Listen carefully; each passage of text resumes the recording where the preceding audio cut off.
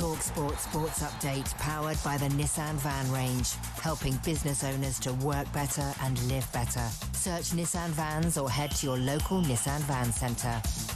With your headlines, just coming up to 3 minutes past 10, I'm Nick Ellaby. Good morning. Tyson Fury's threatened to knock Anthony Joshua dead spark out and calls him a classless loser. It's after AJ said boxers have a licence to kill. When you're in that ring, it's a dangerous place to be and anything can happen. And you hope your opponent leaves the ring safely, but if they don't, you still have to go to bed at night knowing that you've just done your job. It wasn't personal. There are serious concerns about Jake Paul's safety ahead of his fight with AJ in Miami tomorrow. Former YouTube boxer Joe Weller reckons Jake Paul's plan is to last all 8 rounds. I actually think he's going to try and move. He's always in his training footage and previous fights, he's very in and out on his feet. And I think he's going to try and just total up points and over the 8 rounds somehow get a decision. There's more on talkSPORT's boxing YouTube channel. Wilfred Nancy insists Celtic are on the right track despite a 4th defeat in a row, this time at Dundee United. Alan Brazil's questioned why Martin O'Neill's winning blueprint was ripped up when Nancy came in for the Hearts game. You need a bit of time to change things, to get players' heads right. Why would you change it in a big game like that? I just don't get it. For me, that was bang out of order. Roman Abramovich will defy an order from Sakir Starmer to hand the money from the sale of Chelsea to Ukrainian war victims. It's reported the £2.5 billion, still frozen in an account, will be donated on Abramovich's terms. And Steve Harmison says England's Ashes squad are asking too much of Ben Stokes' battered body. I mean, can he do it again? He's just batted for 4.5 hours, Stokes. He's out on his feet. See him at the end there, towel over his head. He's got cramp in both legs. Stokes, 45 not out overnight. England closed day 2 of the must-win third test on 213 for 8, trailing Australia by 158 runs. Subscribe to talkSPORT's Following On podcast for more. talkSPORT News. Teachers will be trained to spot the early signs of misogyny, and we're expecting interest rates to come down this lunchtime. More from the news team at past. talkSPORT weather with QuickFit. Come rain or shine, we've got your electric car covered with 400 EV ready centres, so you can drive away happy every time. Heavy rain across southern England and South Wales, where downpours could cause travel disruption. In the north, bright with showers, windy everywhere.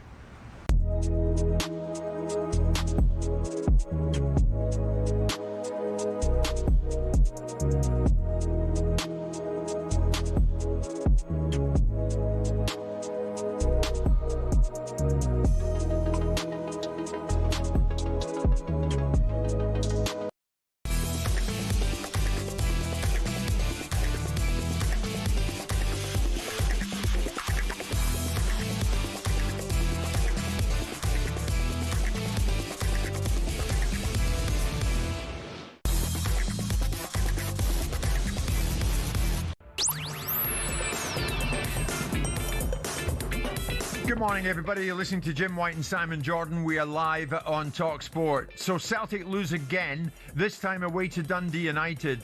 What next for Wilfred Nancy? And as threats and abuse drive out chairman Peter Lawwell, is the relationship between the Celtic fan base and the board irrecoverably broken? Meantime, as England capitulate again in the Ashes, is it good night for Bazball? Also today, was it a unifying night for Newcastle? Is there an air of resignation to Glasner and Palace? Are the UK government and Roman Abramovich heading to court? And from midday, we talk boxing with fight pundit Spencer Oliver, with Jake Paul versus Joshua now very much upon us. Jim White and Simon Jordan live in talkSPORT. 100% engagement. Jim White and Simon Jordan on talkSPORT. So What's irrecoverably? I know I never buy teeth from a catalogue.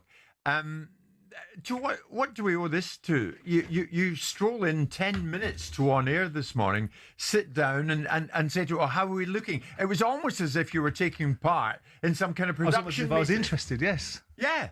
I don't know, it's the last show of the week. I'm feeling seasonal. Yes. I wanted to participate in the team spirit. You've got to spring it. Well, on team spirit, ladies and gentlemen, boys and girls, you can imagine how I felt the other day when I got a message from Lord Jordan to my left. Would you like to join me for lunch on Thursday? How lovely. I want something from you. I'm looking. Oh, do you? Do I owe you money? Simon, good morning. A lot to get through this morning. The cricket Where's your beloved England in the cricket? Well, I'll tell you where. Nowhere. It is where it's being held up by one player at the moment, which is Ben Stokes. Not good enough top order batting. Yeah. And the Australians are firmly on top now, both on the field and psychologically. The best thing, I'm hoping that England can bat for another 50, 60 runs like the Australians did with Mitchell Starc. I don't suspect they will. And it'll be over in 4 days. I mean, there's a lot of controversy about Snickermeter and things like that. But Nasser Hussain was right. He said it's not because England are not losing this test because of the controversy around bad technical decisions. They're losing it because they're losing it. Yeah. Disappointing. Thought they would do better. It's not the end of Bazball, though, because Bazball is just about front foot cricket, because the media coined terminology. It's an absolute mess. That is for sure. Not a mess. What can we expect in Miami, Florida, in the early hours of Saturday morning when Jake Paul goes in against Anthony Joshua? Little Spencer Oliver will join us live in studio, and over in Miami, we'll be joined by Gareth A. Davis, who's going to join the show this morning. That took the pre-show smile off your face. We look forward to Gareth joining us and Simon connecting very much in the spirit of Christmas with Gareth A. Davis. The two very much see eye to eye.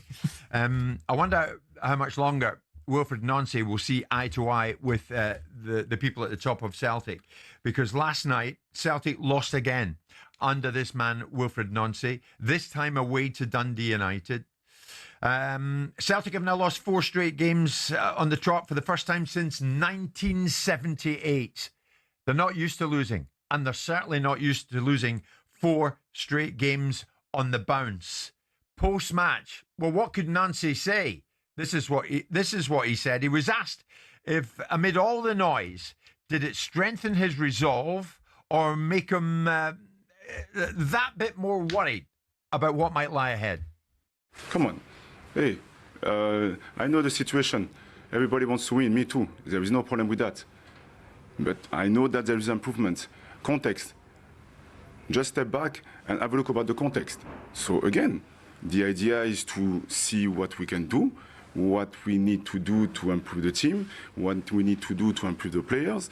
And I think that, I am on the good direction with the players. Because again, today you saw that we had a performance. This is not like we were off the record. No, we had a good performance. But in 3 minutes, we lost the game. And for the moment, it's factual. This is the situation. Now, I can understand the fans, they are not happy with me. I understand that. And the connection with the fan, I want to have it. But for the moment, this is difficult for me because we don't win. So I can understand this situation. But again, if I look at the performance, we getting there. But obviously, results is not enough. But I am in place and I'm happy to be here and I'm going to do everything to help the team to win games.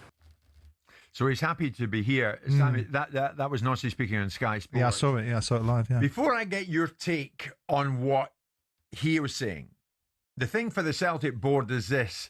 Before the match, the chief executive, Michael Nicholson, spoke in a video pre-match, and this was his take and their take on where they're at with the new man. It's not even 2 weeks ago when we spoke about Wilfred and his appointment. It was never an easy time to start at Celtic, and it has been challenging. We've had some disappointing results, not least on Sunday. And in that respect, I understand that the Celtic support are concerned about where we are.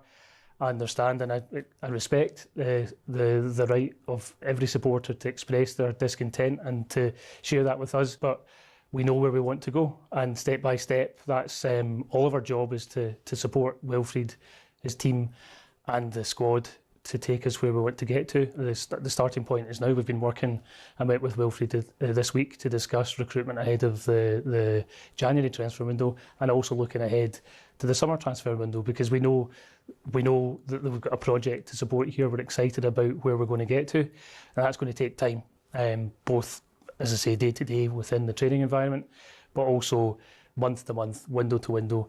And we know that when we get to that stage in the summer, hopefully having had success this season, we'll be looking ahead to next season with great optimism with Wilfred and his team. So that's Michael Nicholson, the chief exec at Celtic. They're looking ahead to the summer. Better than what Rangers did for Russell Martin, wasn't it? At least you can say that someone's come out and spoken on behalf of the manager, because Rangers did none of that in the circumstances Russell Martin found himself in. These guys are responsible for the appointment. They've got to defend it in the same way that the people that made the appointment of Russell Martin at Rangers had to defend the appointment, had to justify their position. They're just doing it in the public domain. Wilfred Nancy, I think there's an old business motto, which is keep it simple, stupid. KISS. And you didn't have to do very much. You just had to perhaps utilise the base that Martin O'Neill gave you. And I like Chris Boyd a lot. And obviously we've spent some time with him recently up in Scotland. Well, I listened to such a load of old pish last night. And some people will say that we get involved with arguments, right? But they're generally arguments about different ideological beliefs. Yeah. Whether they were getting involved in the Punch and Judy show, I don't know. But I don't understand the point that was being made. Martin O'Neill, it did not walk on water. He is not a miracle worker. He got a group of players facing in the right direction in a substandard league that might have substandard Celtic players, but those substandard Celtic players are still better than most of the players in the other teams in the league that they're playing in. So they should be able to get outcomes, and they proved the point. So Martin would have won that game last night? I think Martin would have won the majority of the games, with the exception of perhaps Roma, and everyone would have gone, well, OK, we can accept that. So what have they got in this guy? I don't know. Ultimately, they've got somebody that's changed things, that's come in and has a different way of approaching things, which is nothing wrong. You want managers to be definite, but really sensible, grown-up, experienced managers that know what it's like to run big football clubs and big environments, look at things and go, have I got to change anything? Yeah, I want to finesse things, but should I do this over a period of time? And should I do it when I've got the bodies in the building that I know will represent the values that I have? I'll tell you what I'll do. This fella over here that I spent probably 15 minutes talking to and probably didn't really want to, that's leaving, gave me a base. That base should be utilisable for me to keep it simple, stupid, and then get to January and go, right, you ain't good enough. We all know that the players aren't good enough, but they're better than what they're showing. We all know that the players are culpable for these results as much as the manager are, but they'll get out from underneath because they're the poor little players and the manager takes all the flack. But to walk in the door and create the opportunity for context. What's the context, mates? The question was asked. I thought he was strong in his response, and I felt, well played, fair play to you. When he went, you could see his temperature go up, right? But there is no context. The context that you're looking at is you've lost 4 games. You've walked through the door. You've had a nightmare start. You've changed things around. I don't think the players are with you. I wonder which one of the players are with him. Wonder whether his captain's with him. Wonder what's going on inside that dressing room to respond to the fact you've won 7 games out of 8 and go bang off a cliff. You go off a cliff. No, come on. That's something that's changed in the environment. That's something that, whether they're good enough, no one is disputing that Celtic could be better. Yeah. And people like Brendan Rodgers are culpable for all the aggravation that are going on. They've started this fire with people like the board and the lack of transfer spend and the activity, and there might be some justification on it. But people in the boardroom walking out the door because they're getting threatened. All of this is curated by other people like Rodgers that made public statements that are not about what the football club should be about. They should be more loyalty and more respect, and there wasn't. So you've got this now toxic environment of a team losing, a manager that came in for 5 minutes being heralded as a saviour, with all due respect to Martin. I know what you're like in here every morning with me. I've got a rough idea of what you're like in business. Can you sack this guy after four games? Well, you can, but there must have been a reason why you employed him. Now, I've been in the camp that you keep Martin. I would have kept Martin for the season, or maybe even longer if Martin was up to the job and felt like he had the energy, the vitality, and the wherewithal to do it some time. But there was always going to be a longer-term picture. And if you're going to keep Martin for a season, what's the point of that? Because all you're doing is arresting what people are going to be saying about you. You do need to make a decision. So I do understand why they've gone for the future, right? But you need to be clear of what that future looks like, because the future starts now, in the here and now. That's what people buy into. And in football, no one gets any time. So you have to be really clear why you got Wilfred Nancy. And with due respect to credentials being vouched for by Nigel Reo-Coker in America or performances in the MLS, that is not the blueprint to manage a powerhouse like Celtic that cannot do anything but win every single game. So I think it was a difficult decision. Now, they must have made and considered, because my understanding of it was this was not done. It wasn't a done deal. Martin wasn't just an interim manager. He was in there to hold the fort, and they hadn't made their mind up. And so there was still an opportunity for them to have alighted upon Martin. So they must have really believed that Wilfred Nancy was the man to go to. And they must be now looking at it going, well, we've got to weather the storm. This is not a Frank de Boer moment. And this is perhaps not a Ten Hag moment, but it is a difficult moment. Yeah. And so going out before the game and saying what the rather insipid little fella said about the opportunities to keep him and wait till January, then they're going to stay with him, aren't they? Well, that's on the pitch. Off the pitch, Celtic chairman Peter Lawwell, a man I've known for many, many years, announced that he's stepping down at the end of this year. Not the end of this season, the end of this year, which is almost upon us, citing intolerable abuse and threats. I'm going to get to that after this break, but going into the break, Celtic fans, it's quite simple. Regards Wilfred Nancy. What next? 03717 223344 81089.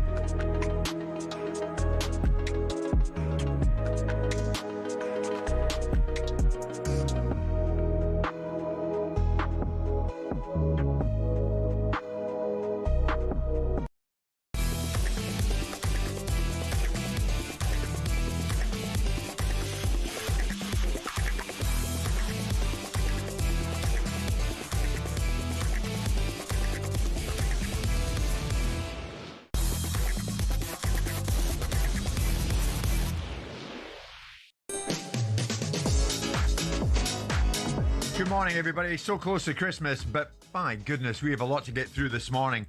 Thursday, December the 18th, it's Jim White and Simon Jordan live in talkSPORT. We're live in YouTube. You know where to find us, even Prime Video. You can catch us live on your TV. Further down the line, we'll discuss this. Are the UK government and former Chelsea owner Roman Abramovich heading to court? We'll get into that very shortly. We are in the mire here with Celtic. It is a tough old subject this morning because there is very much revolt off the pitch, and on it, Celtic are going through it. The new man in charge, Wilfred Nancy, cannot win a game for love nor money. Played 4, lost 4 under Wilfred Nancy. And this was after Martin O'Neill, of course, came in on an interim basis, played 8, won 7. So it's all changed at Celtic. And the fans, many of the hardcore, are not having it. But so much so, it's meant the end at the football club for the long-time executive Peter Lawwell. Celtic chairman Peter Lawwell has announced that he's stepping down at the end of this year, Simon, citing intolerable abuse and threats. Lawwell is Celtic through and through. He joined the club as chief executive in 2003 and served in that role for 18 years. He returned to the club in 2023 as non-executive chairman, overseeing board affairs. Now, he has said, it's with sadness I announce my decision to stand down as chairman. I believe that my 18 years as chief exec and 3 years as chairman have shown my ability to meet and overcome challenges on many fronts, but abuse and threats from some sources have increased and are now intolerable. It's all very sad, Simon. It's my understanding that the threats and abuse he's talking about had come in the form of drive-by and intimidation. It had come to his front door, and I believe that more recently it's led to him having to employ overnight security at his house. But after Celtic, I understand that Peter Lawwell is keen to seek other opportunities in football. This is a desperately sad situation, isn't it? Well, it is. I mean, ultimately, who needs that and who wants it? I'm probably the wrong person to ask about these sort of things because I run towards the fire. And I realise that, you know, talking about the scale of people's emotions inside a football club like Celtic or Rangers is perhaps different to the challenges that I might have had in my time at Crystal Palace. I saw altercations with other teams where, you know, I had security guards that got stabbed by Charlton fans when I was public enemy number 1 at Charlton. I got physically assaulted at Birmingham, but that was by away fans, not by home fans. But my attitude is to run towards the fire. So I look at it and go, is Peter Lawwell a loss to Celtic, first and foremost? If he is, then that's a tragedy for Celtic Football Club. The second thing is do you allow these people to behave in this fashion? Do you fight fire with fire? I don't mean you go and intimidate them, but you get rid of them in terms of you get hold of these people, you get them nicked, you get rid of them. Now, it's easy to say, and perhaps I'm oversimplifying it. I don't like the mob mentality. I think if Peter Lawwell is an asset to Celtic and has been a valuable member of their board, then this kind of thinking is not the way that you overcome these issues. Otherwise, it'll just happen again. Next time, this little group of twerps think that they can intimidate somebody because they don't like what's happening on a football field. Yeah, but when you say group of twerps, Simon, that makes them sound like a bunch of stupid wee schoolboys. I don't know what they are. This is heavy. I'm sure it is, but by the same token, so is getting their collar felt. And so is having them have some consequences for their behaviour. Because in the end of the day, you know, I understand that there are people that behave in a fashion that's beyond the pale of reasonable consideration. The only caveat I would qualify, and I don't mean to be mean-spirited, is I was not impressed with the attitude of the 2 Old Firm clubs, given the fact that they're massive clubs, and the small-minded thinking that I saw exhibited them over their attitude towards fans going inside stadiums and their sense of entitlement because they are the Old Firm didn't seed me with a great deal of, wow, these are really substantial people. I get that, and I remember you mentioned that to me at the time. Well, I was surprised at the small-mindedness of it all. But Simon, when this comes to your door and your family are in the property... I understand. Enough's enough, surely. I understand. Again, I suppose it's easy to say from the comfort of a studio. I know myself. I'm not suggesting that I would be in this position, but if I were in this position, I think it was very unlikely that I'd be walking away from it. That's not suggesting that Peter Lawwell doesn't have legitimate reasons for doing it. Even though your family are put at threat as well. I would feel that there was a necessity, if I didn't want to go, but I was being forced to by other people, I would take the steps that ensured that the people around me weren't put at risk, and then I would make it my business to do my job properly and then consequence those around me that felt that or those that were in this sort of fraternity that felt they could do what they're doing. Now, easy to say, I know, but that's my initial gut reaction. Now, what Celtic do next? Well, they've got to stabilise. All they've got to do is start winning football matches, and a lot of this background noise will go. The fact that this Green Brigade gang, even when they're winning, are thorn in people's backsides. You hear the calls coming in from most of the Celtic fans saying, who are these people? We don't really want them. The noise that they're making, they're not particularly constructive. But it seems to me the relationship between fans and club board here is broken. It's gone. And you can't get it back. And this is at a time from referees to managers to owners. Yeah. I mean, how many industries tolerate an abuse culture like football to drive people out of their jobs, as we're seeing here with Peter? I mean, has the boardroom become the most toxic place in football? You can say the same thing applies in politics, can't you?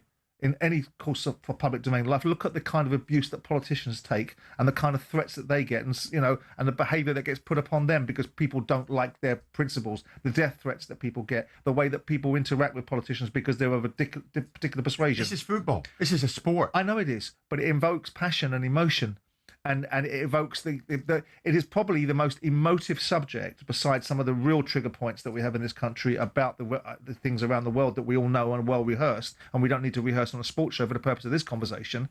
But it triggers such emotion. How do you legislate for people spending every penny they've got, every waking hour they've got, wanting to watch their football team, wanting to travel across the country, wanting to stand in front of a stand cheering on 17-year-old kids as if they're the messiahs themselves? Because that's the emotion that it brings. And on the other side of that, it brings an element of behaviour for those that are already reprehensible. It gives them an excuse to increase their reprehensibility.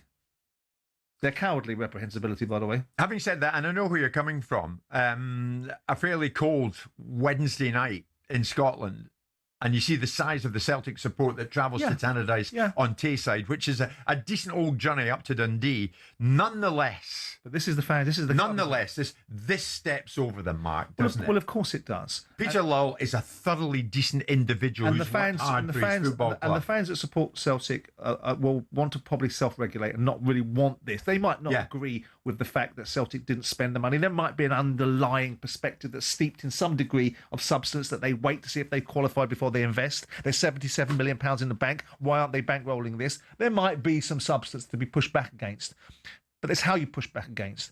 Now, you cannot also have one of arguably the most passionate fan bases in world football, one of the biggest fan bases, one of the biggest, most iconic names in world football, despite the fact I parody Scottish football. Celtic and Rangers are two of the biggest names when it comes to football across the globe with fan bases, and then expect not to have rumblings and vociferous responses when the club appears to be in decline. That's what you get with big football clubs. Understood. Peter Lawwell, if you're listening, good morning. I wish you well. The trouble, the abuse, the intimidation had come to his front door, as I understand it. And I believe more recently it led to him having to have overnight security at his property. And Peter Lawwell has said the abuse and threats from some sources have increased and are now intolerable. And that's why he's called time on himself at Celtic. But the good Celtic fans listening this morning, what do you honestly feel and think about this? Celtic fans, reading and listening to the statement from Lawwell, which I quoted, are you embarrassed? Are you emboldened by it? You might want to give us a call. And before you do, think about what you're going to say. 03717 22 3344.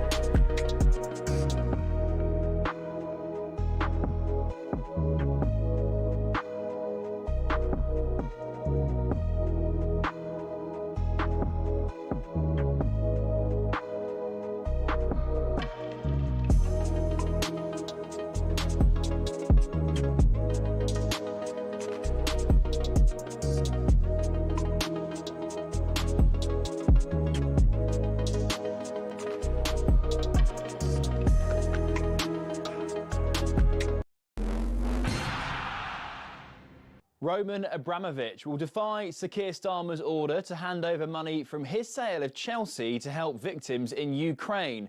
The £2.5 billion are still frozen in a bank account, but someone close to the sanctioned Russian billionaire insists the proceeds will be donated on Abramovich's terms. Elsewhere, Alan Brazil has been questioning why Wilfred Nancy would rip up Martin O'Neill's winning formula at Celtic. Nancy is now lost in his first 4 games in charge, and Ali McCoist has been speaking to talkSPORT. If you've got a successful recipe which Martin had, then why would you change it, right? But the previous, why would you change it, has to be to the Celtic board, surely, lads. Now, Tyson Fury has called Anthony Joshua a classless loser for saying this. We're licensed to kill. I'm sure many people don't understand it, but this is what my job is. That's ahead of AJ's fight with YouTuber turned boxer Jake Paul tomorrow night. Fury says Joshua's a bit long in the tooth to be talking like that. The British heavyweights are lined up to fight next year. And with England's Ashes hopes all but evaporated, Steve Harmison says Ollie Pope is on borrowed time. Probably got one more innings to save his Test match career. Plenty more over on the talkSPORT Cricket YouTube channel.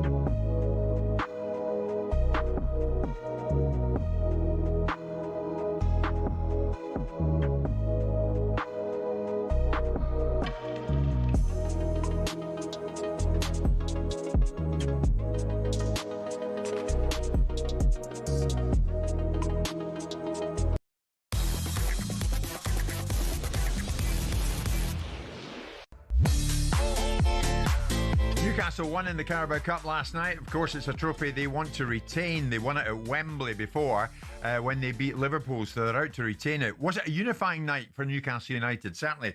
The fans were in great voice last night. They always are at St James's Park, are they not? Good morning. Jim White, Simon Jordan, live in talkSPORT this Thursday morning, the 18th of December. Celtic fans in voice at the moment, strong voice at the moment, protesting, most of them, at what they see on the field of play and what they've witnessed behind the scenes regards the performance of their own club board. They're not happy. They're very unhappy at the moment, many of them. But so much so, such as the heat on at the moment in that part of the world, that the chairman, Peter Lawwell, announced he's stepping down at the end of this year, citing intolerable abuse and threats. And the chief exec at the club, Michael Nicholson, explained a bit more about that. It's a sad day for Celtic because of the reasons behind Peter's decision to stand down. I know it's a decision that weighed heavily on him. It's not an easy decision, but I think he's made the decision for himself and for his family because of the abuse and because of the threats that were directed towards him. And those are behaviours that we've seen from perhaps a very small minority of the Celtic support, but those are behaviours that are completely unacceptable. We've got most recently with a situation where 3 of our colleagues were assaulted at Celtic Park on Sunday night after the match. And as I say, these behaviours and conduct are completely unacceptable. For me, they're not Celtic. They don't sit with the values of Celtic supporters and the Celtic family. And as a board, it strengthens our resolve to do the right thing for Celtic and to take this club forward together for the future. It's my understanding that the threats and abuse towards Peter Lawwell had come in the form of drive-by intimidation. It had come to his front door, literally. I believe more recently it's led to him having to employ overnight security at his house. How does it come to that? So Where do we go from here? Celtic fans, and I know many Celtic fans, and for the most part, they are solid about their club. Great people. Love the football club. Of course they do. Celtic fans listening to that statement from Peter Lawwell when he said the abuse and the threats from some sources have increased and are now intolerable. How do you feel about it? Are you embarrassed or are you emboldened by it? Many Celtic fans coming to air this morning, 03717 223344. And Simon and myself are here to listen to you and to have an exchange of views with you when it comes to that. Michael, you're first up. Good morning. And as I understand it, Michael, you can either confirm or deny this. You're a Celtic fan and you're a part of the Celtic support that is housed in the Green Brigade section. Am I right? Yes. Morning. Good morning to you, Michael. What do you feel about the departure of Peter Lawwell and the nature of it? The statement to the stock exchange yesterday was all that what we needed. Peter Lawwell's leaving permanently. That's it. He's gone. That boardroom era that defined Celtic for 2 decades is over. It didn't happen because of a succession planning, but a sudden urge for renewal. We need something to change. It's dusty and it's old and it needs fixed. And by Peter Lawwell going, plus others, it's the only way that we can fix Celtic.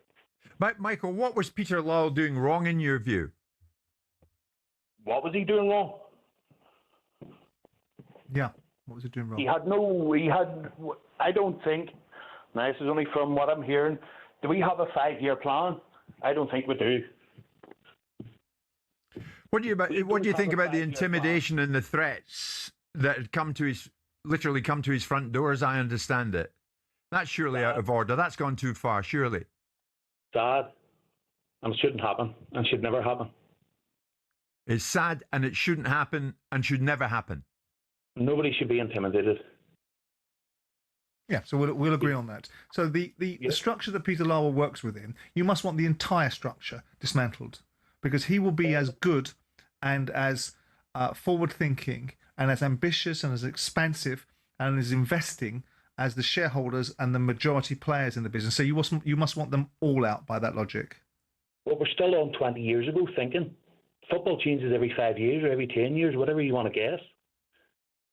Yeah, that wasn't the question. I understand what your point is, and that ultimately you feel that Peter Lawwell, it's not to be mourned that he's gone. The manner in which he went and the manner and the circumstances which he had to experience, I think you concur with us that that's not right.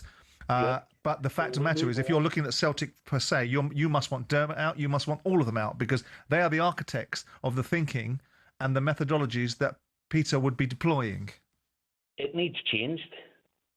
So if they stay and change it, or if they go and it needs changed.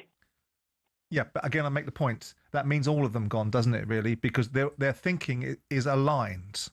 The arguments about having £77 million in the bank and the investment profile and what Brendan Rodgers did or didn't say. Let's have it right. With due respect to your support of Celtic, the players you've got on that field may not be representative of the best version of Celtic, but they're good enough to be doing a damn sight better job than they're currently doing, and good enough to have won 7 games out of 8 under Martin O'Neill.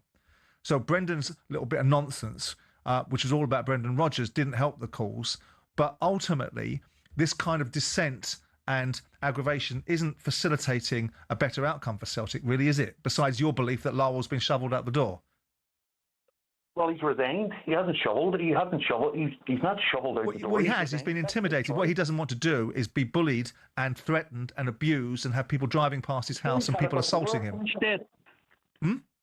I'm sure he has had it before and he has stayed.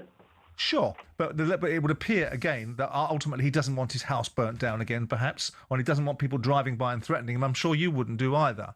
But all of that comes to the point, which is what is for the betterment of Celtic. You believe in your position that Peter Lawwell leaving is better for Celtic, but then it goes to the point that he was only allowed to act within the confines of the structures that those that provide the money and those that provide the direction and the influence, like Dermot, would have had him work within. So you need to have them all out by your logic. It's a start. Michael, I want you to stay on the line. John is another Celtic fan who's going to join us. Before John joins us, Michael, we heard Michael Nicholson, the chief exec, saying a number of stadium staff had been assaulted. As a result of that, we know the Green Brigade had been kicked out as a result of that. And you're part of the Green Brigade, you sit in that section. Do you accept that the Green Brigade at this particular time should be out and not in? No, it's the Green Brigade. The Green Brigade should never be out at Celtic Park. Either the boys that are up in the other corner. Any supporter shouldn't be banned from Celtic. And not a collective ban either. If Simon Jordan did something, should you be banned? Well, hang on. If you are ultimately as a silly example, yeah, but depends if I did it in a representation of myself and Jim. If you guys go into a stadium and you are asked not to set off pyrotechnics and you do, then yes, you should get banned. Why shouldn't you? Because it's against the law. Ban us in. That's what no, I'm it's saying. not. Hold on. It's not against the law. You are in the ground by the permission of the football club, not by a God-given right. You might be the lifeblood of the club as supporters, but if you don't comply with the regulations inside the stadium, you get yourself banned. It's not against the law to ban you if you abuse the processes of the conditions that you're allowed inside a football stadium under. So if you set off pyrotechnics inside a football stadium, you should get banned, right? Yeah, how long for? Well, in my view, if you've been asked nicely a couple of times and you keep on doing it, then as long as it took you, as long as it takes to stop people from understanding that they can do it, which means, in some instances, forever. That's it. There's no fans there. Well, there would be fans there. Michael, stay in the line. Here's John, another Celtic fan. John, good morning. What do you think of the abuse that Peter Lawwell has taken reportedly? Morning, Jim. Morning, Simon. Morning. It's appalling, Jim, but can I just give you a little bit of context? I was on you and Simon's show just over 2 years ago. So much so that the content of that debate that morning went absolutely viral up here in Scotland, and it was about the Green Brigade at that particular moment being banned. Mm-hmm. I said then, just over 2 years ago, that unless the Celtic board, which is pretty much as it is now, dealt with this issue and dealt with it appropriately and strongly, this would be a never-ending cycle, Jim. Fast forward 2 years, and we're having exactly the same debate, exactly the same conversation as we were having just over 2 years ago. There was words I wrote down here this morning, lads, when I was coming onto your show, and I love Celtic. Yeah. The words I wrote down here were clueless, gutless cowards. And let me be clear, I'm not just talking about the elements, not the full weight of the Green Brigade. I'm talking the elements of it. That applies to.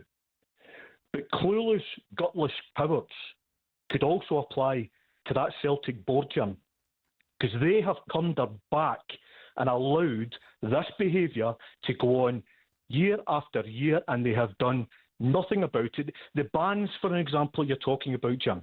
When I was on your show that October, and it was a viral debate, Jim. Do you know that Green Brigade mob were back inside Celtic Park within weeks? Weeks.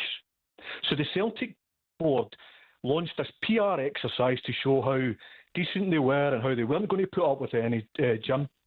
And they were back inside in weeks. So the clueless, gutless cowards doesn't just apply to that element of fans I'm talking about. It also applies to the board who have stood by and watched this happening, Jim. You're absolutely right what you just said there a second ago. Fans, it's not just stewards and police, either home and away, Jim, who have had to deal with this mob. Fellow supporters, and I told you in such time in this 2 years ago, I've had to deal with elements of these people. John, stay in the line for a second. Sorry. Michael, Green Brigade member, what do you want to say to John? John has his view, and everybody's view should be respected. So, thank you, John. Thank you. Michael, thanks for joining us. John, stay with us for a second because we've heard from Michael at length. What now? What now, Michael? Behind the scenes, there is disarray. Peter Lawwell, I've known Peter Lawwell for years, John, and he's worked tirelessly for the football club, and now he's going. He'll maybe stay, as I understand it, in football. Time will tell. What's going on with your club at the moment? Because you can't win a game at the moment under Nancy as much as the players try. They can't do it. Behind the scenes, there's disarray. Where is your club? Well, again, it's context again, Jim. If you got to the summer of last year with tons of money in the bank, they just reported, I think it was a month ago, about record turnover, and I think it was record profits as well, certainly a record turnover at the club. They had a decent Champions League campaign. They'd won the league again last season. Talking about snatching defeat from the jaws of victory, we then rolled 6 months on, Jim. This is where I apply this to the board. Simon's right what he said before. The Celtic squad that exists now should have been good enough to beat Carrot, or whatever the hell they were called, but they weren't. Yeah. The reality is, Jim, and I can tell you this, there was Celtic fan after fan after fan who knew long before that Champions League qualifier had even been announced that we were desperately short of quality, and in some cases desperately short of actual players, Jim, in certain positions. That falls on the board, Jim. Simon's 100% right. Brendan Rodgers, who I think acted quite disgracefully near his time at the end of the club, he's just as culpable as are the players. No question about that, Jim. Okay, John, we're about to hit a break, but I want to thank you for the time you've spent with us. In a sentence, are you still behind Nancy? Well, not really, Jim. No, I mean, but what do you do? I mean, he's 4 games in. I think it's a train wreck. It just reminds me of Russell Martin all over again. I think it's only going to end one way. I just find the whole thing very saddening, Jim. Very, very saddening. John, I want to thank you sincerely for your time and for the nature of your call. Thank you so much for joining us. We're live in talkSPORT.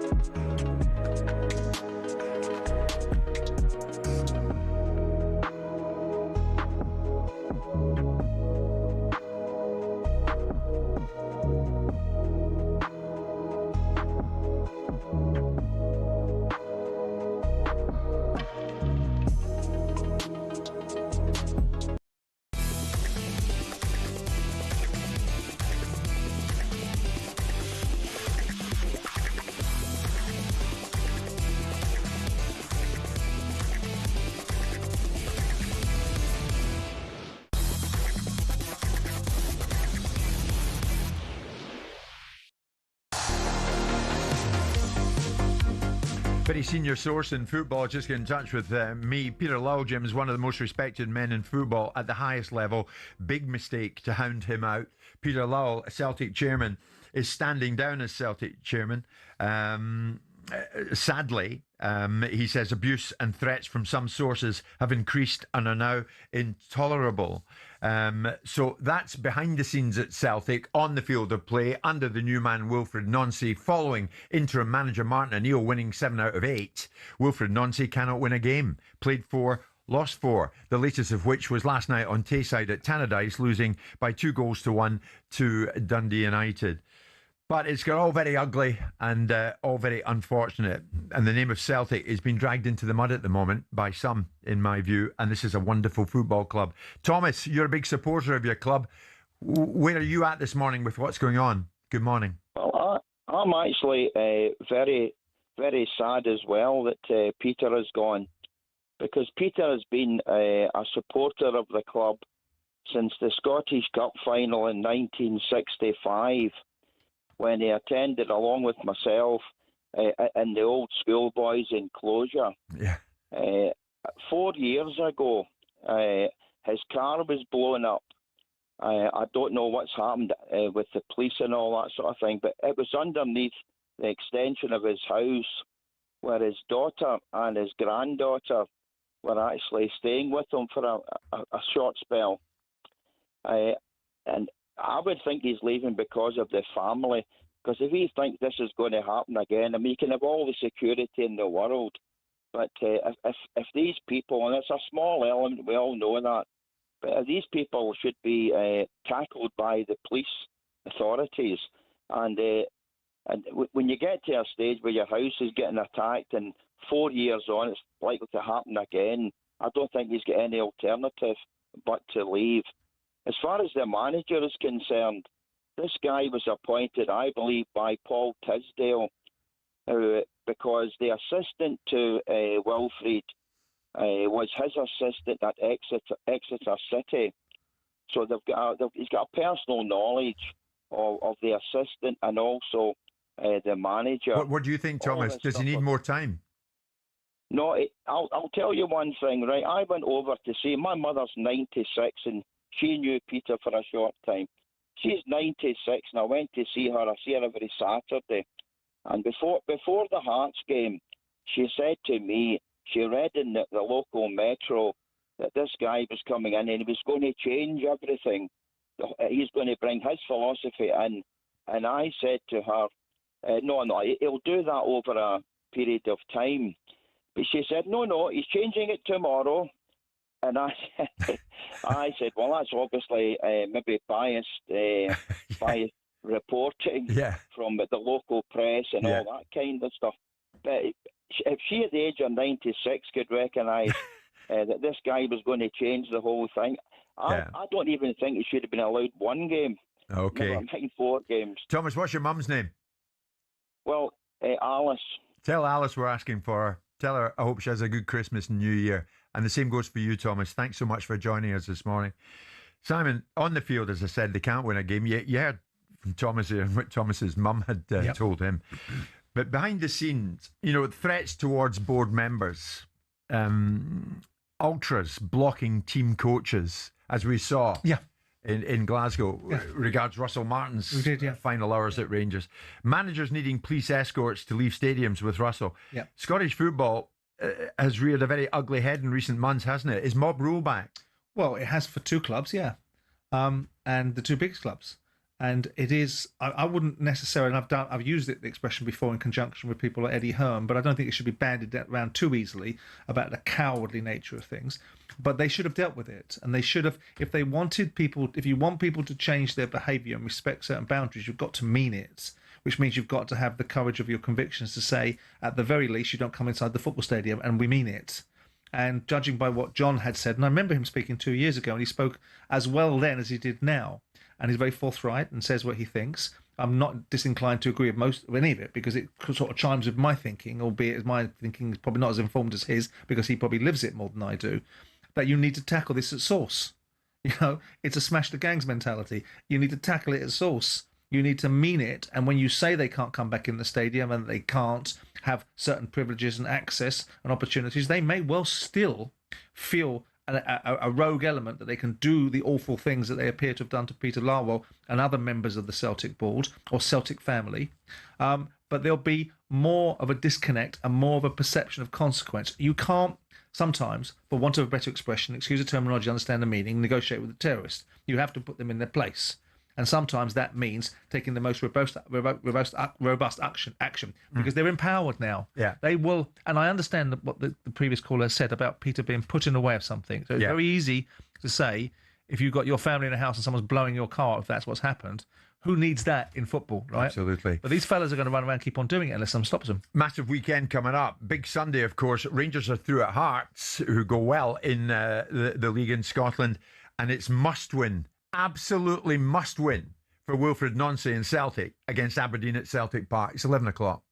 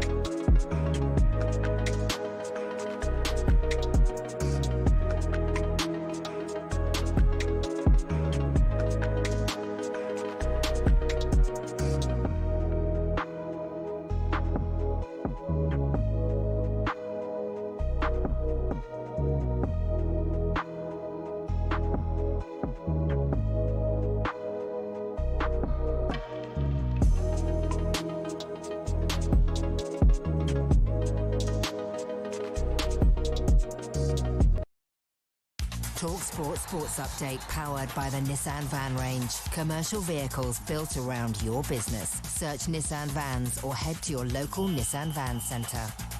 With your headlines at 3 minutes past 11, I'm Nick Ellaby. Good morning. Tyson Fury has called Anthony Joshua a classless loser for saying boxers have a licence to kill.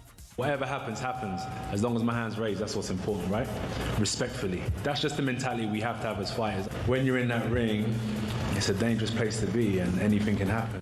There are genuine concerns for Jake Paul's safety ahead of his 8-round fight with AJ tomorrow night. Trainer Dave Colwell doesn't think Jake Paul is conditioned to take punches off a real boxer. There's a big difference between getting hit with 16, 18-ounce gloves on in sparring and with a head guard than there is when you put those little 10-ounce gloves on. A huge difference. Now, Simon Jordan says Martin O'Neill would have won 3 out of 4 of Celtic's last games were he still in charge. He is not a miracle worker. He got a group of players facing in the right direction in a substandard league that might have substandard Celtic players, but those substandard Celtic players are still better than most of the players in the other teams in the league that they're playing in. Wilfred Nancy's lost 4 in a row. That hasn't happened at Celtic since 1978. Roman Abramovich will defy Sir Keir Starmer's order to hand over money from the sale of Chelsea to help victims in Ukraine. £2.5 billion are still frozen in a bank account, but it's reported the proceeds will be donated on Abramovich's terms. And with England's Ashes hopes all but evaporated, Steve Harmison says Ollie Pope has probably got one more innings to save his Test career. He just looks all at sea. I feel sorry for him because it's not a very nice place. I've been there, been in Australia when your head's all over the shop. He probably does need a little bit of time out. England ended day 2 of the must-win third test on 213 for 8, trailing Australia by 158 runs. Subscribe to talkSPORT's Following On podcast for more. talkSPORT News. The number of people in hospital in England with flu is still at a record high for this time of year, and Russia has jailed a British man for 13 years for volunteering in Ukraine. More from the news team at past. talkSPORT weather with QuickFit. For a limited time only, get 15% off a set of 4 selected premium tyres. Don't miss out and book today at quickfit.com and drive away happy every time. Conditions apply. Heavy rain across southern England and South Wales, where downpours could cause travel disruption. In the north, bright with showers, windy everywhere.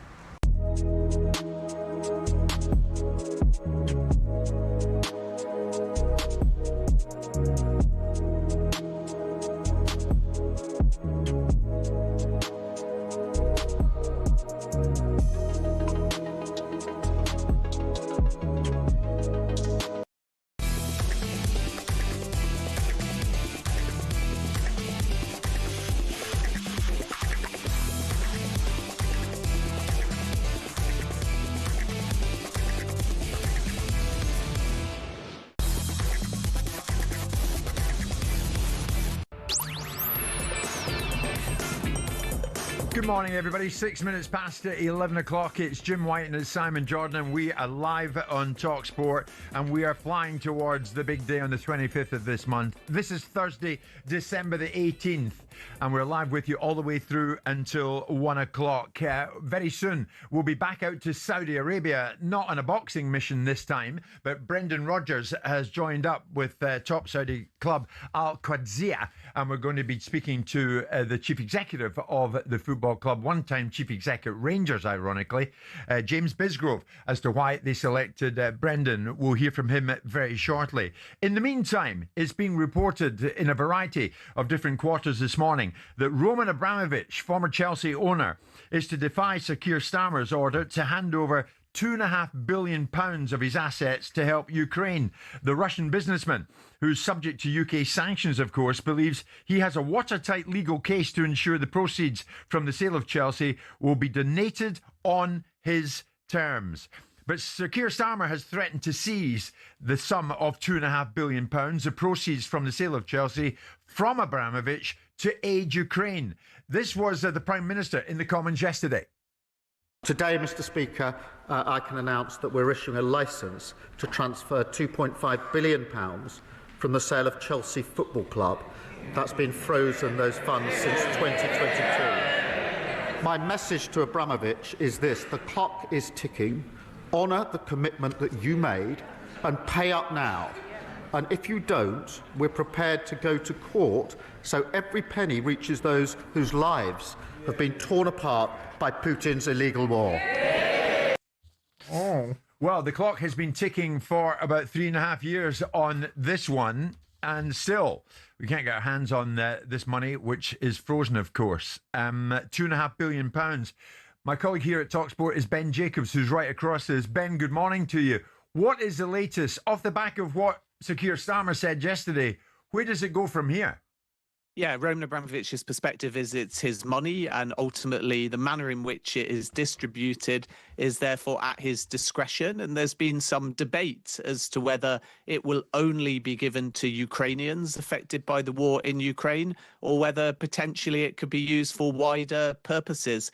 Other sources have suggested that Abramovich has been waiting, because if the war in Ukraine ends, then it might well change the situation further. But Abramovich has never wanted the money himself. He's always wanted it to be used for charitable causes. There's just different definitions as to what constitutes a victim of the war in Ukraine. The UK government feel it should be solely Ukrainian victims. Roman Abramovich wants to spend some of it on infrastructure, and he believes that there are Russians affected as well by the war in Ukraine who have also been displaced. So there's been a debate for quite some time. And the long and short of it as well is that this won't just be a UK government issue, because Roman Abramovich can also, to my knowledge, take the issue to a court in Portugal as well, and that further complicates the situation. So yes, there is now a licence, and the UK government want to bulldoze ahead and release these funds which have been frozen for 3 years. But Roman Abramovich's perspective is the UK government are just an intermediary.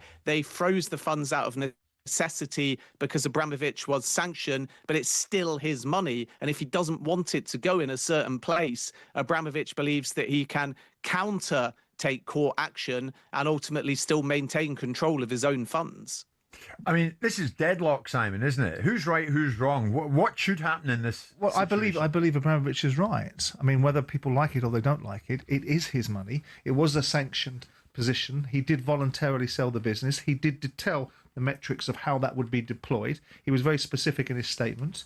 And so the UK government virtue signalling and playing to a gallery. I mean, this is a Prime Minister that can't even deal with human rights lawyers, that even though it's his background, to deal with illegal immigrants seeking asylum illegally. So I'm not entirely sure he's going to deal with a meaningful individual like Roman Abramovich, who's got the means still to be able to put forward a robust legal challenge, whether it be here or followed in the courts of Portugal, which is where he may well be domiciled now, or partly domiciled.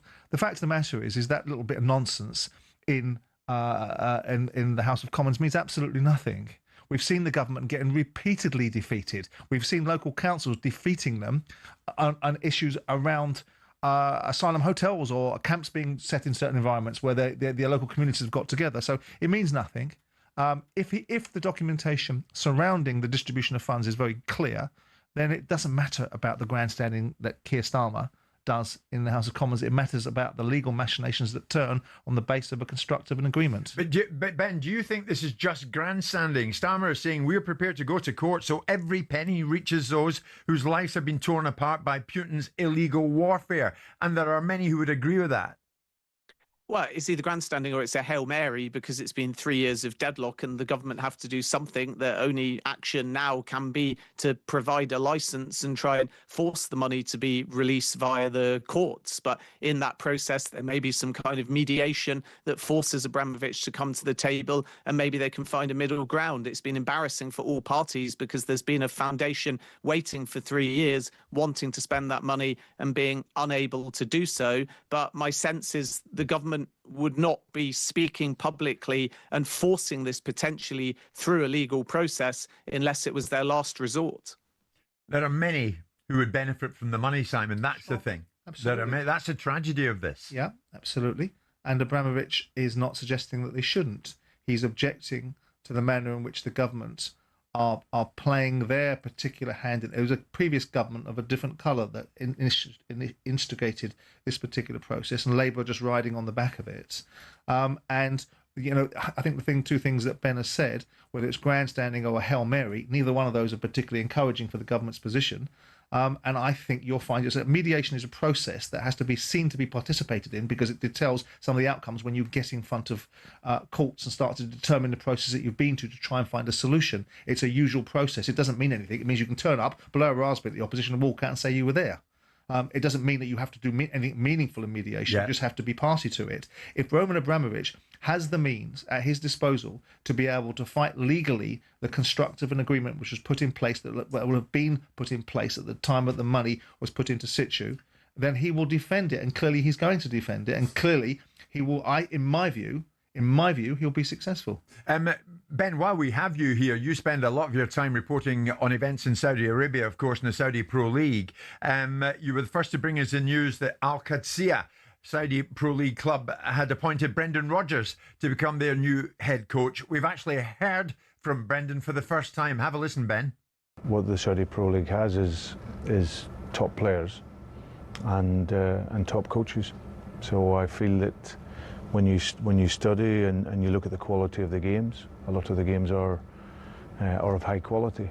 So I'm really excited about working in the league against the top teams and some of these fantastic coaches that are already in this great league. There's no doubt that season on season it is improving. There is clearly a top 5 league in European football and world football, and the Saudi Pro League is a league that year on year is improving and getting better, and obviously is attracting some fantastic players. So I think it's a really competitive league. It's a real great challenge, and it's a challenge I'm looking forward to. Ben, what do you think? Rodgers to Al Qadsiya, is this a good fit? Yeah, I think so. It's an ex-Celtic manager working with an ex-Rangers CEO in James Bisgrove, who, as you said, is going to be on talkSPORT shortly. And this is a really unique Saudi club because it's owned by Aramco. They're oil rich, and unlike many of the other clubs, even the PIF ones, they can spend their own funds. So that gives Brendan Rodgers a bit more autonomy. They've just opened a brand new performance centre, which I think is the best in Saudi and would rival many top clubs across Europe. They've got some decent young players like Matteo Retegui, the 26-year-old Italian striker, a few old stars like Nacho in their defence as well. And Rodgers has been hired for 2 reasons. One, because Qadsiya feel they can reach the Asian Champions League. They're 5th in the league at the moment. And 2, because they like the fact that he'll play a role in recruitment, both in terms of bringing foreign stars. Qadsiya are one of the clubs, for example, that like Mo Salah, but also developing young Saudi talent as well. So I think this will be a good fit. And Qadsiya are the ones to watch because they've got far more autonomy in terms of their finances than even other big Saudi clubs. They're 5th at the moment, as I say, in the league. And the expectation in the next 1 to 3 years is they can start challenging for the Saudi Pro League title. Okay, Ben, thank you very much indeed. Brendan Rodgers now in situ with Al Qadsiya. And Ben mentioned there, later on in the show this morning, we're going to hear from the man who appointed him over there, now an official at Al Qadsiya, former Rangers director James Bisgrove. It is 11:15.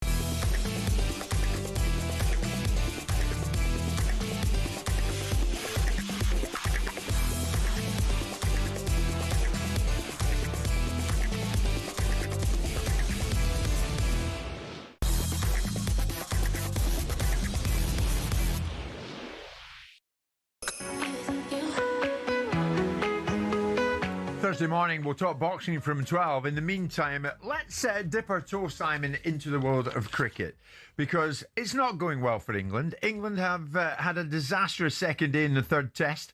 A batting collapse saw them end the day on 213 for 8, trailing Australia by 158 runs. So what's going on? Has Bazball died? Let's hear from former England cricketer turned pundit, Mark Butcher. Mark, good morning to you, mate. I mean, obviously, it's now serious for England, because if they lose this, it's mightily serious. The Ashes are probably going to be set to be beyond them. It's all done. Yeah. It was a hard day's night again. Watching, obviously, England. I thought England had done pretty well on day one on a very flat surface to restrict Australia to just above 300, 8 down. Then Mitch Starc this morning makes another 50, his second of the series. And the batting again was just found wanting. I mean, the conditions couldn't have been better. Pitch very flat, 40 degrees for the fielding team. And sort of, a scrambled brains and addled techniques.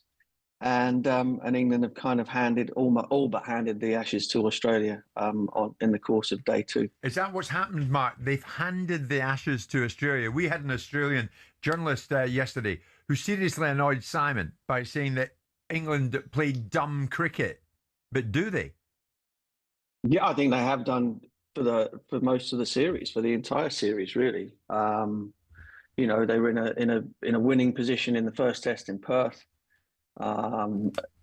Didn't bat particularly smartly when Joe Root made his first 100 in Brisbane to put a decent score on the board that would keep them in the game, and then bowled dreadfully. I think it just, at every turn, when England needed to really knuckle down in what is an incredibly tough place to win games of cricket, as most England fans will know over the last 20 odd years, that they've been found wanting. And it's perhaps we were all a little bit deluded in terms of England's chances of going down there and bringing the Ashes back.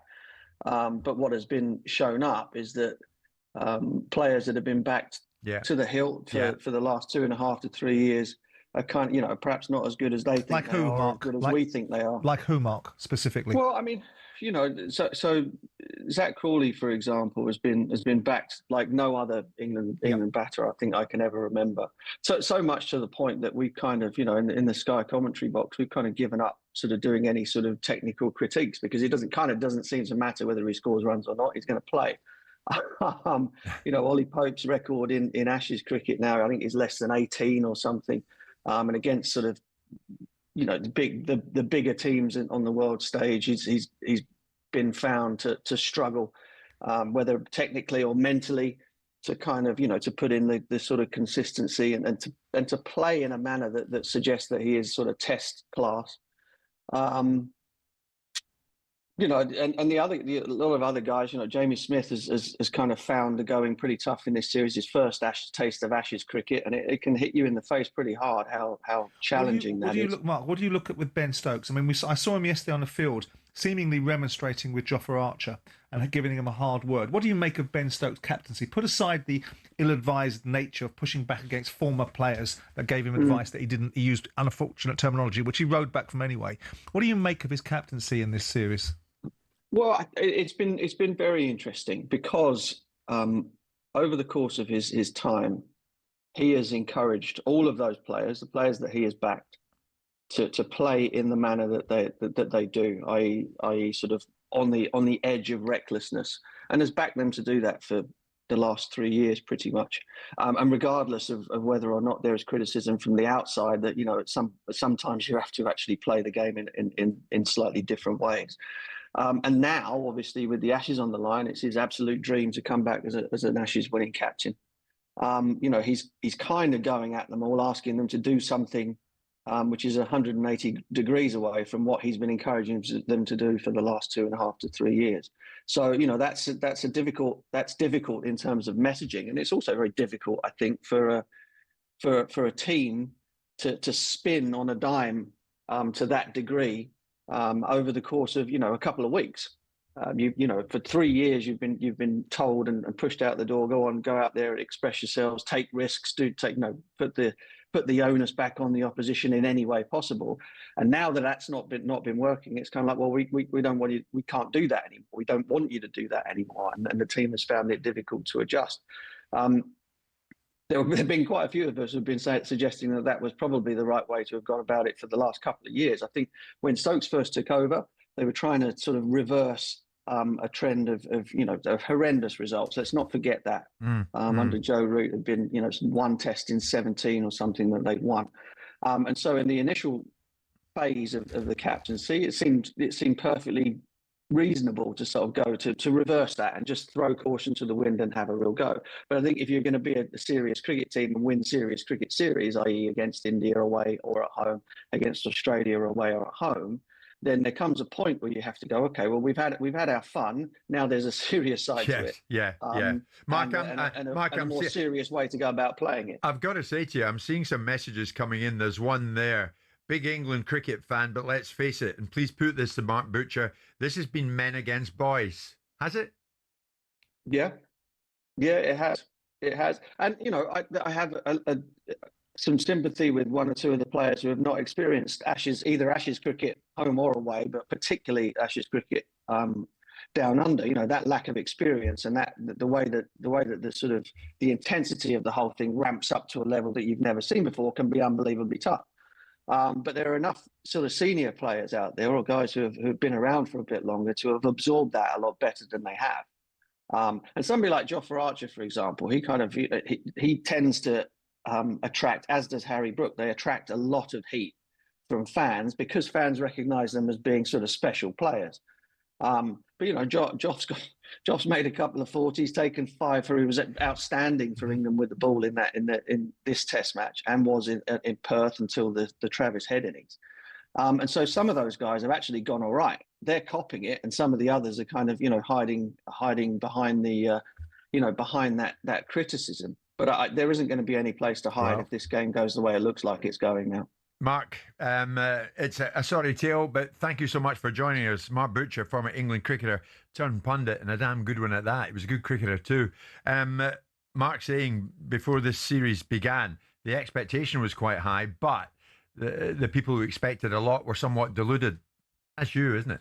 No, not really. I mean, deluded is a terminology that's bounded about once you've got the benefit of hindsight. Come on. You'd expect players like, with respect to Joe Root. I have a funny feeling about this series. I heard you. Yeah, because I think they're capable of doing better. Everyone thinks they're capable of doing better. If nobody thought they were capable of doing better, nobody would be disappointed. Players like Joe Root, made a magnificent innings in the second test, but other than that, he's done nothing. And these are the sort of players that you'd expect a little bit more from, to be able to hold up their end and to be able to get runs that puts the Australians under a bit of pressure. But it is what it is. It is what it is. Delusion. It's 11:30.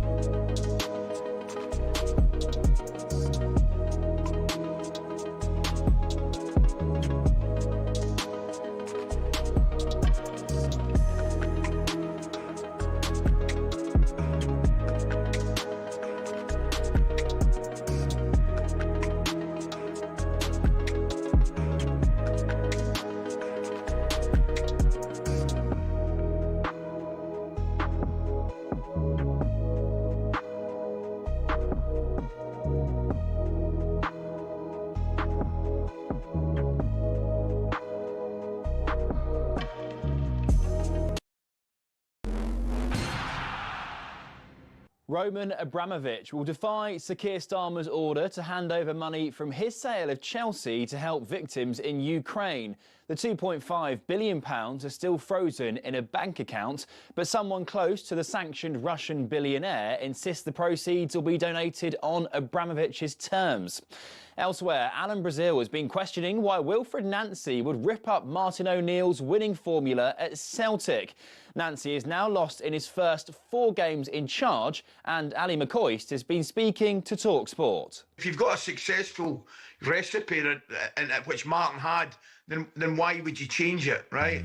But the previous why would you change it has to be the Celtic board, surely, lads. Now, Tyson Fury has called Anthony Joshua a classless loser for saying this. We're licensed to kill. I'm sure many people don't understand it, but this is what my job is. That's ahead of AJ's fight with YouTuber turned boxer Jake Paul tomorrow night. Fury says Joshua's a bit long in the tooth to be talking like that. The British heavyweights are lined up to fight next year. And with England's Ashes hopes all but evaporated, Steve Harmison says Ollie Pope is on borrowed time. Probably got one more innings to save his Test match career. Plenty more over on the talkSPORT Cricket YouTube channel.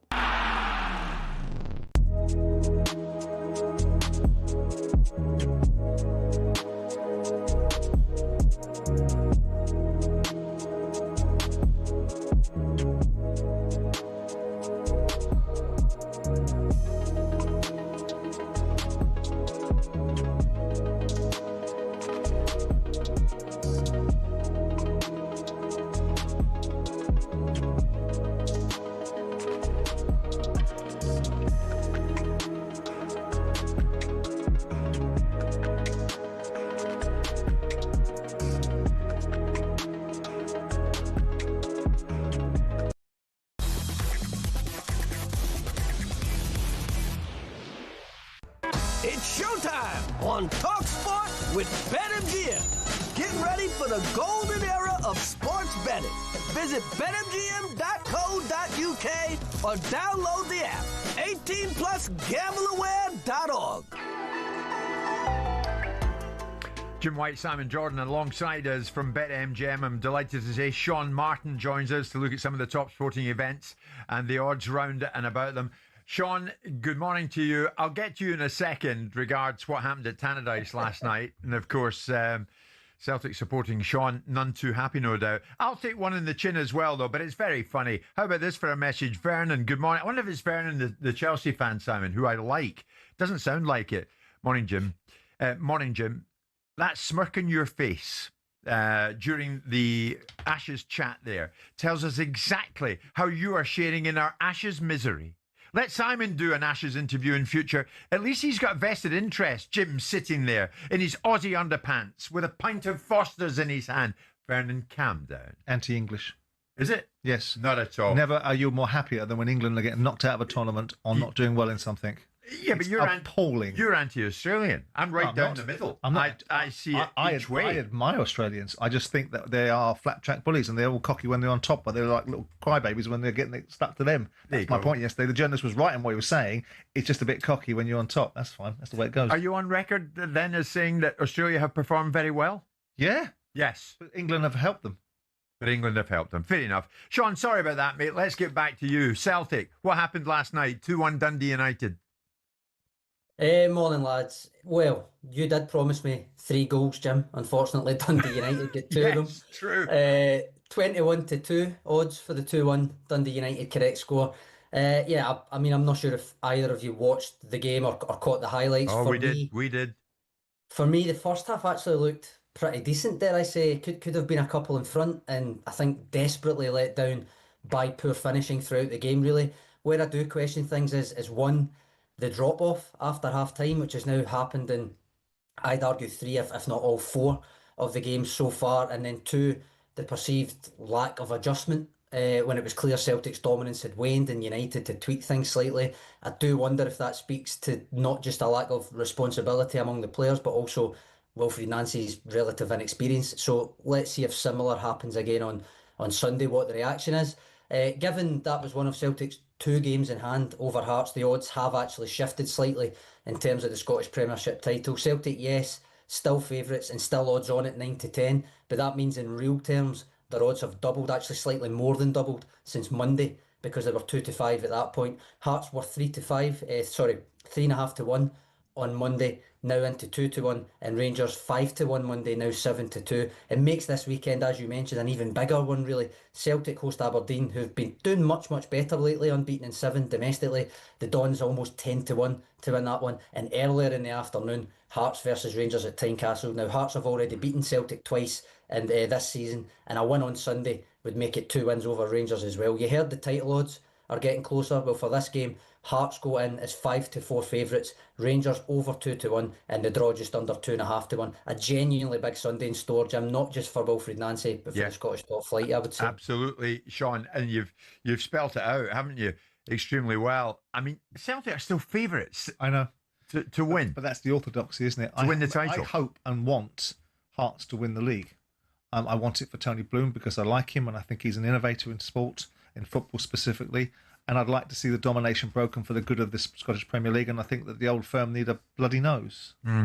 Okay, that's all their little antics off the field and all their challenges and their attitude towards what should happen in Scottish football, because they're the leading lights in it. I think many will probably go in that direction with you, Simon. Tonight, Crystal Palace against Coups, who I think that's the pronunciation. They're a Finnish team based in Kuopio. But that by the by, hopefully Palace have enough to take care of them. What do you think? Yep, final match day, and as we enter the last game with actually 2 of the 3 pre-season favourites in Palace and Fiorentina outside the automatic places. Aberdeen obviously playing tonight as well. They're just playing for pride over in the Czech Republic against Sparta Prague. Dons, as I say, have been doing much better lately domestically, haven't scored away from home yet in the Conference League. Sparta sit inside the top 8, so if Aberdeen can get anything at all from tonight's game, actually has a bit of a knock-on benefit for Crystal Palace's top 8 pursuit. That said, the Dons are 12 to 1, so wouldn't necessarily rely on that. But in any case, Palace 1 spot out of the automatic places in 9th and at home to Finnish side Coups, as you say. Given Samsonspor and Mainz play one another and are both in the top 8, a win for Palace likely does secure their place. Coups only a point outside the playoff places themselves, I reckon. So we'll be going for it. And we're surprised to read Palace only 2 wins from 7 at Selhurst, Simon, as well. But yeah, massive odds on, and wouldn't rule out a Palace to win to 0 and Sparta Prague also to win to 0 double at 13 to 5, lads. As much as that will annoy my friends up in Aberdeen, I'm sure. You'd like to think Palace will do the job tonight at home. Yeah, I mean, it was surprising that they lost against Larnaca. And they've huffed and puffed in this and not found their feet in the way that people anticipated they would with the calibre of coach and some of the players they've got. Obviously, in the past, there's a Finnish connection with Palace because the Finnish captain, Aki Riolahti, I signed, and Mikael Forsell played for Palace and Chelsea. So there's a Finnish relationship, but they should have enough about them, whether there's a raging controversy about what Oliver Glasner is going to do in his future, to win this. And even if the worst-case scenario is they don't get into the top 8, they'll get through in the playoffs. Well, you'd like to think so. That's live tonight on talkSPORT 2 for those who want to tune in to Crystal Palace versus Coups. What about Jake Paul, Anthony Joshua? In the final hour today, we're going to get well and truly stuck into this, but where's your thinking with it then, Sean? I don't know where to start with this, really, or that I'll hide my disdain for the whole thing very well, lads, but odds-wise, Jake Paul 7 to 1. And AJ 9 to 1 on, which is frankly, in my view, ridiculous. I think it should be way shorter than that. I get that you've come to almost an uneasy peace with the entertainment versus real boxing thing, Simon, but I'm not quite there yet. I'm just not up for these things at all, not interested. But I get that loads of folk are, hence why I'm talking about it. But to me, this has always been either straight up farce or genuinely dangerous. And I guess we'll see which it is when the bell rings on Saturday morning, because if it's the former, I expect them to dance about a bit. If it's the latter and AJ's actually going to hit him, then I'm not joking around when I say it's a genuine threat to Jake Paul's health, that it's not a game. If what they're saying is true, and it is indeed a quote-unquote real fight, then frankly 3 to 1 odds for AJ to win in round 1 is all anyone should really need to hear, and anything else is a bit of a shambles. I don't know if you agree. Yeah, I mean, it's not a case of coming to peace with it. It's a case of categorising it appropriately. I don't look at it as a serious boxing event. I look at it as an event. It's a media event. The serious boxing stuff is when you put Beterbiev against Bivol, or when you fight David Benavidez versus Anthony Yard, or where you put Alexander Usyk versus Daniel Dubois. That's serious boxing. Then you get the other version of it, which is kind of curated, wrapped in nostalgia and wrapped up in media narratives, which is Conor Benn versus Chris Eubank. It has some jeopardy, but it isn't. This is just a form of entertainment. Yeah, and it's, you know, and it's a form of entertainment that pays the protagonists a lot of money, and I don't think people should be getting their knickers in a twist about it. So, Sean, the alarm will not be set for 2 a.m. in the Martin household, will it? I mean, it might be with the newborn, but not for the boxing. Sean, thank you very much indeed. Remember, you can visit betmgm.co.uk or download the app. 18 plus, begambleaware.org. It's showtime on talkSPORT with BetMGM. Keep things golden with responsible play at betmgm.co.uk. 18 plus, gambleaware.org. Wilfred Nancy doesn't have his problems to seek at Celtic, of course. Martin O'Neill did his job on an interim basis. He's come and he's gone. And he was there, of course, because Brendan Rodgers resigned from the football club. But now Brendan Rodgers is out in Saudi Arabia, having joined up to coach Al Qadsiya in the Saudi Pro League. The chief exec of Al Qadsiya is former Rangers chief executive James Bisgrove. And just before we came on air, I got a hold of James and I said, all right, why Brendan? Brendan's an exciting appointment for us, to be honest. We see him as a top-tier coach with a fantastic track record, and we're excited to see what he can achieve with us at Al Qadsiya. What do you think he can give your club at this time?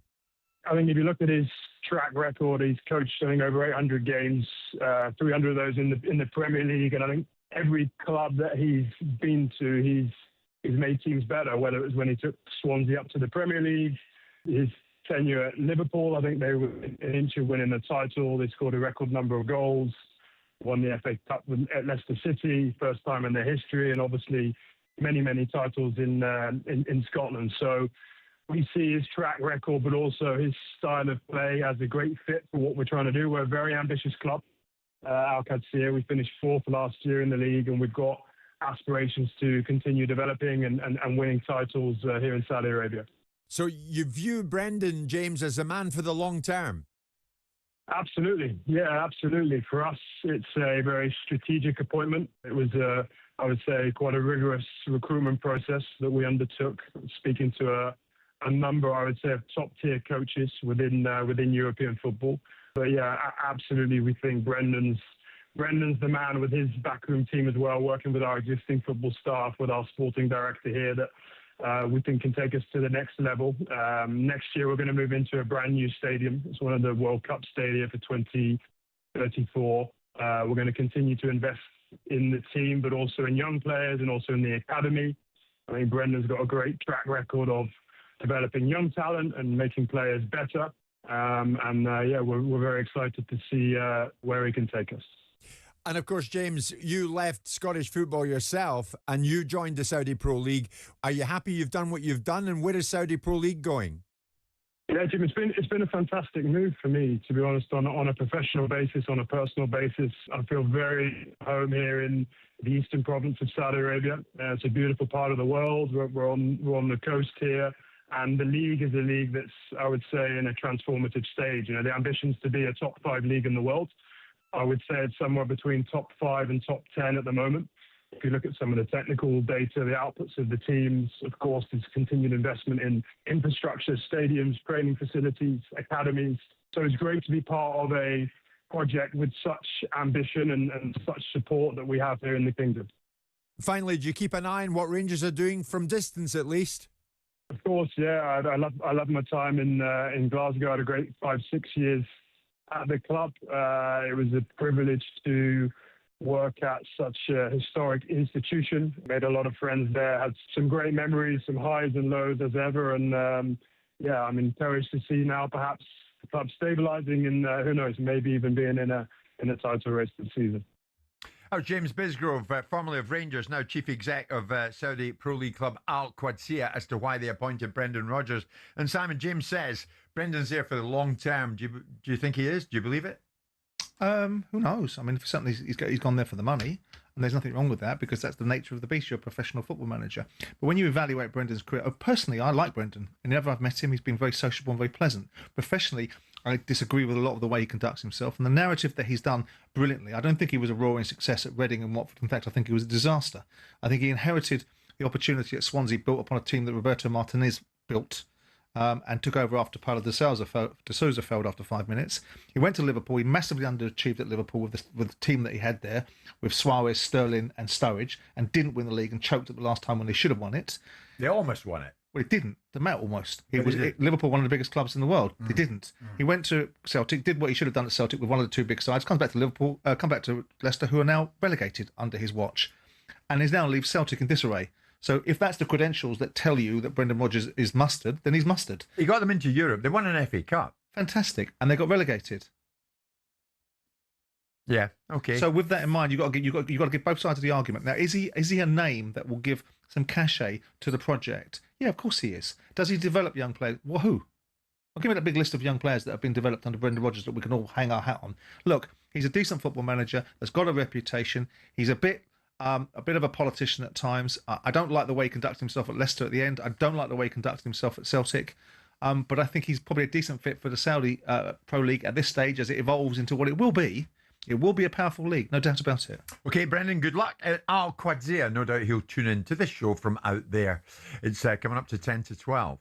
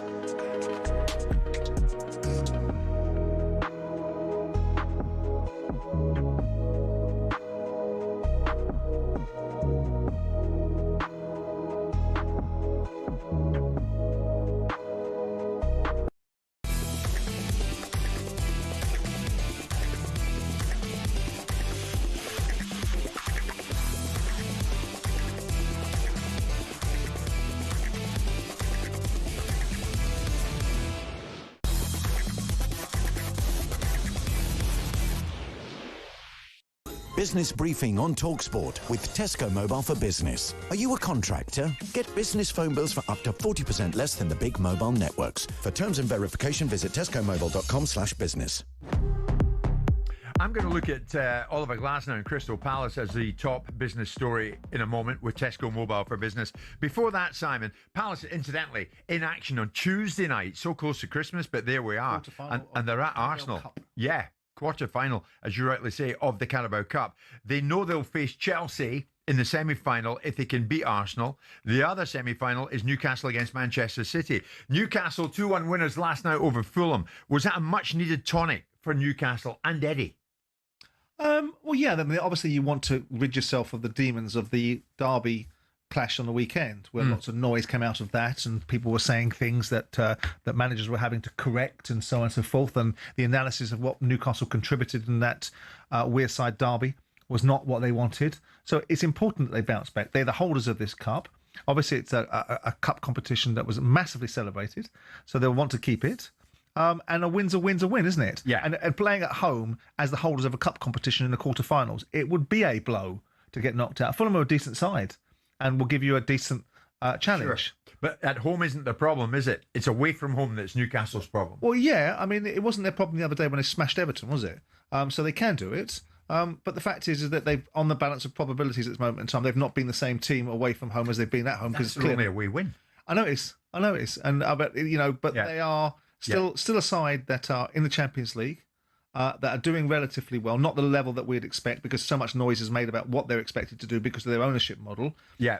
They're still a good side to watch most of the time, and I still think Eddie Howe's doing a decent job. My only reservations for Eddie have always been that he can't get them where apparently they're destined to be, according to their new chief executive, which is one of the biggest clubs in world football by 2030. You heard me put Oliver Glasner and Crystal Palace in the kind of business section of this. Indeed, I did. As we discuss it with Tesco Mobile for Business. The reason I did that is that the topic of Oliver Glasner and Crystal Palace is a contractual one. Are you ever too busy to entertain contract talks between club and manager? Now, amidst reports in recent days that Palace are drawing up a list of potential successor, Glasner has claimed that contract talks between him and the club are currently on hold due to their busy schedule of matches. This was Glasner when asked about, a contract. No time for distraction again. I just mentioned the schedule. It's just no time. And I'm really, believe me, I'm never thinking about my future right at the moment. I've just really all getting everything sorted with the players and what is the best. I never played this schedule and also these games, so many games in this short period. And it's now, we have 16 players of our squad available, 16 on-field players right now. That's where we will add a few players from the under-21s, and this is, and then you get the injuries, you get the results of the scans, and then what are we doing? Surgery, no surgery, da. So many going on. Believe me, I don't think 1 second about my future, and it's not important right now. And I know so many rumors, but I don't know how many clubs I managed in the last 3 months, and I'm still sitting here. So as soon as we will take a decision. Believe me, number one, the players will hear it, and number two, you will hear it. Okay. Oliver's too busy, Simon. Have you ever been too busy to have a contract chat with your manager? Well, the idea that it's a distraction to secure one's future, if that indeed is something people like to do, is a bit silly, really, isn't it? And no one suggested he's going to be at other football clubs. Everyone's suggesting that when his contract, because first of all, he's doing a brilliant job at Crystal Palace and has done a brilliant job since he walked through the door. So no one was suggesting he's going to be managing other football clubs in the last 3 months because he's under contract to Crystal Palace. And everyone is suggesting that becomes a challenge at the end of the season because it looks likely that he's not going to sign a new contract. And the reasons why he's likely to not sign a new contract is A, his stock is very high, and B, he hasn't been given the kind of support that a manager that's achieved the things that he's achieved should be given and will secure him in the longer term. Now, for me, his currency is very high, and Palace have done very well to have got him in the first place. It's a great piece of recruitment by the Palace board. He's done the job that a man of his capabilities is capable of achieving. He's actually worked more than that. He's not been given huge amounts of support. He's had his best players sold out from underneath him, yet still punched high and heavy and hard. And so it's difficult to see how Palace keep him unless they've got some. I mean, I know he likes being in London. I know he wants to stay in London. What the opportunities may well be, for him if he's out of contract at the end of the summer. Is, I think, varied. I think a lot of people will be looking at Oliver Glasner and saying, I wouldn't mind a bit of that in my dugout. So he's not going to have any concerns about his future. No. The idea that it needs an order amount of time, well, he's not going to be going and doing negotiation, is he? His ghastly little snot-gobbling agent will go and do it for him, secure the landscape and say, here's where we require your signature. Yeah. That's about as much involvement as he'll probably have. My view has always been, as much as I don't want it to be the case, I think it's unlikely he signs a new contract. Yeah, there you go. I hope he does. Why? Because I don't think the Palace have given him any reason to. This is a man that's put you into Europe. You should be in the second tier of European football competition, which is a big competition, not this pub league. You have done well in the league. You've won the FA Cup. You're in the quarterfinals of the Carabao Cup. And you haven't spent an ordinary amount of money. Your best players have been sold out from underneath you. The club's in good financial nick, and your reward for that is probably to get nowhere near the kind of support that a reasonable manager can expect to have. So you would have given him a whole bunch more support. Well, it's easy for me to say what I would have done, but there's no seemingly issues around Palace's PSR, not performing rights obligations, but PSR, their profit sustainability. There are no challenges there. They've got very wealthy owners that can dig into their pockets if they need a bit of cash. Yeah. So why hasn't he been given support? Yeah. It's not about putting the club at jeopardy. It's a lack of ambition, and Glasner is somebody that's in a forward trajectory. Well, we've never really heard Oliver say, I want to stay. Well, yeah. Why doesn't he just say that and then it can go somewhere after that? I don't think he has to negotiate his position in the public domain. I think he has to negotiate it with the owners of Palace and say, I will stay under these conditions. And those conditions probably have long since not been met. Yeah. Long since not been met. I would have expected him to have been asking for 100 million net spend in the transfer window of the last summer gone, because they had the means to do it. And what he got was a £67 million sale of Eze, and probably those and only those funds redeployed. Now, it's easy for me to say as a former owner, looking like he's throwing brickbats at the current owner, which is not what I'm doing. They did brilliant to get him, and it's a tragedy they won't keep him. Yeah. But that's the reality of the way that they run that club. I see you fiddling about with that tube of deep heat that you've got in the studio for some obscure reason. My back, I've sprayed it down my back, and it's leaked into my bum, so my bum is now burning. If you want to blow on it during a break, I was going to say, your boots. If you feel the need to itch anywhere sensitive, be very careful. It could be a very, very entertaining final hour, folks. That was a round of football's top business stories with Tesco Mobile for Business. Business briefing on talkSPORT with Tesco Mobile for Business. Are you a contractor? Get business phone bills for up to 40% less than the big mobile networks. For terms and verification, visit tescomobile.com/business.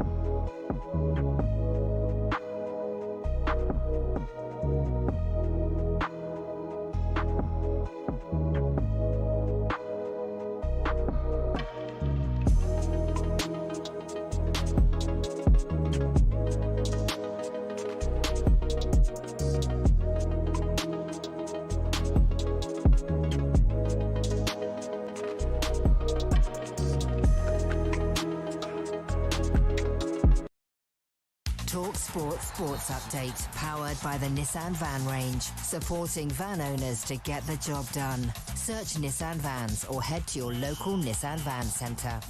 With your headlines at 12:02, I'm Nick Ellaby. Good afternoon. Tyson Fury's threatened to knock Anthony Joshua dead spark out and calls him a classless loser.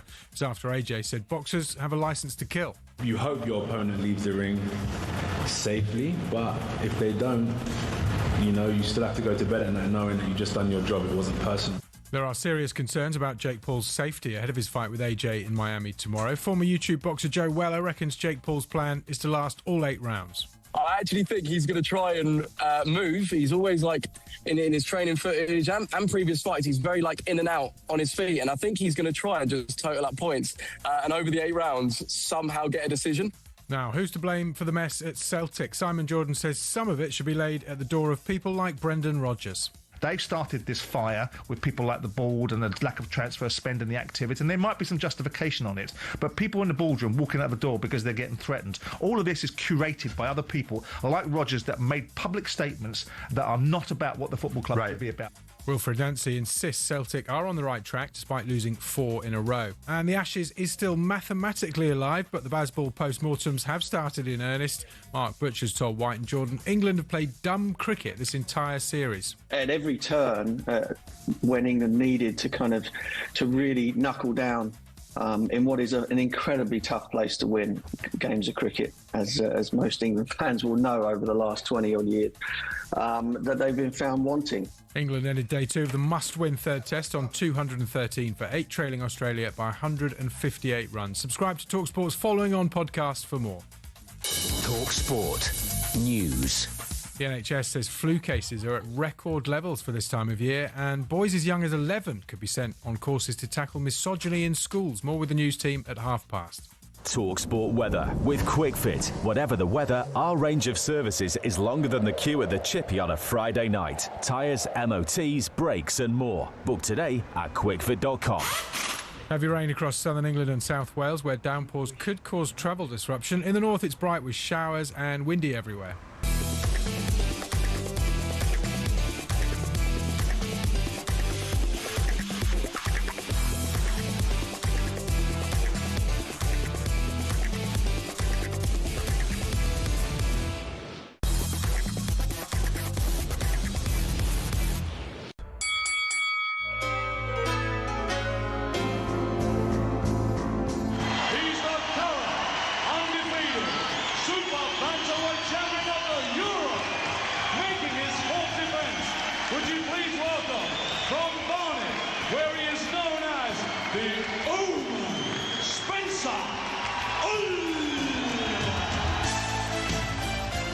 This is more like it. Spencer Oliver, not in some far-flung place, not on Zoom, in this very studio with White and Jordan. This Thursday lunchtime, live in talkSPORT, live on YouTube. What more do you need? Spencer, good afternoon. Good afternoon, Jim. Final boxing hour of the year. Where would I want to be? I have to be here. Could have been Miami, but I know. Here we are. I know. I'm wiping a tear from I'm covered in emotion. This is quite a moment, isn't it? Don't you laud and applaud him? This little gimp has been telling me all week that the reasons why we have any success is because of him. This boxing hour was made by him. He's the reasons why you and I have any resonance in the boxing world, because of him. Jim, may I just say, is this called the Spencer Oliver Boxing Hour? There you go. That's what he said. Is it called the Spencer Oliver and Simon Jordan, or Simon Jordan Spencer Oliver Hour? No, it's called the Spencer Oliver Boxing Hour. Oh, thank you. So, thank you, Jim. Thank you. Is that's why you have it? Well, correct me if I'm wrong. Do you have your own walk-on music? No, would I want it? No. The Ride of the Valkyrie. Spencer, watch how you go there. March He's of the spraying swivel deep heads. heat everywhere. It'll either blind you or sting you where you don't want to be Sweat stung. on top of your head. Spencer Oliver is with us this hour, and over in Miami, and we'll be joining him very shortly, is fight pundit for talkSPORT, of course, writer for The Telegraph, Gareth A. Davis. Gareth, we're coming your way very soon because all the talk now is about Anthony Joshua against Jake Paul. YouTuber Jake Paul going in the ring, yes, with Anthony Joshua. This is happening in the early hours of Saturday morning in Miami, Florida, and Jake Paul has been entertaining us in the last few hours. London Bridge is falling down, falling down, falling down. London Bridge is falling down, falling down. Well, I don't think it will happen, but Boston you asked a Tea question. What was your Party. question? No, my question is, of course, I know you don't believe that. No, wait, what do you say? Boston Tea Party 2.0, fam. What's a Boston Tea Party?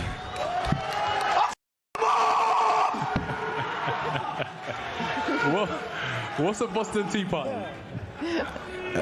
It's something that happened many years ago. There was some tea that they threw off. It's a long story. It was in Boston. Yeah. He's trying to say he's going to knock you out. Oh, okay.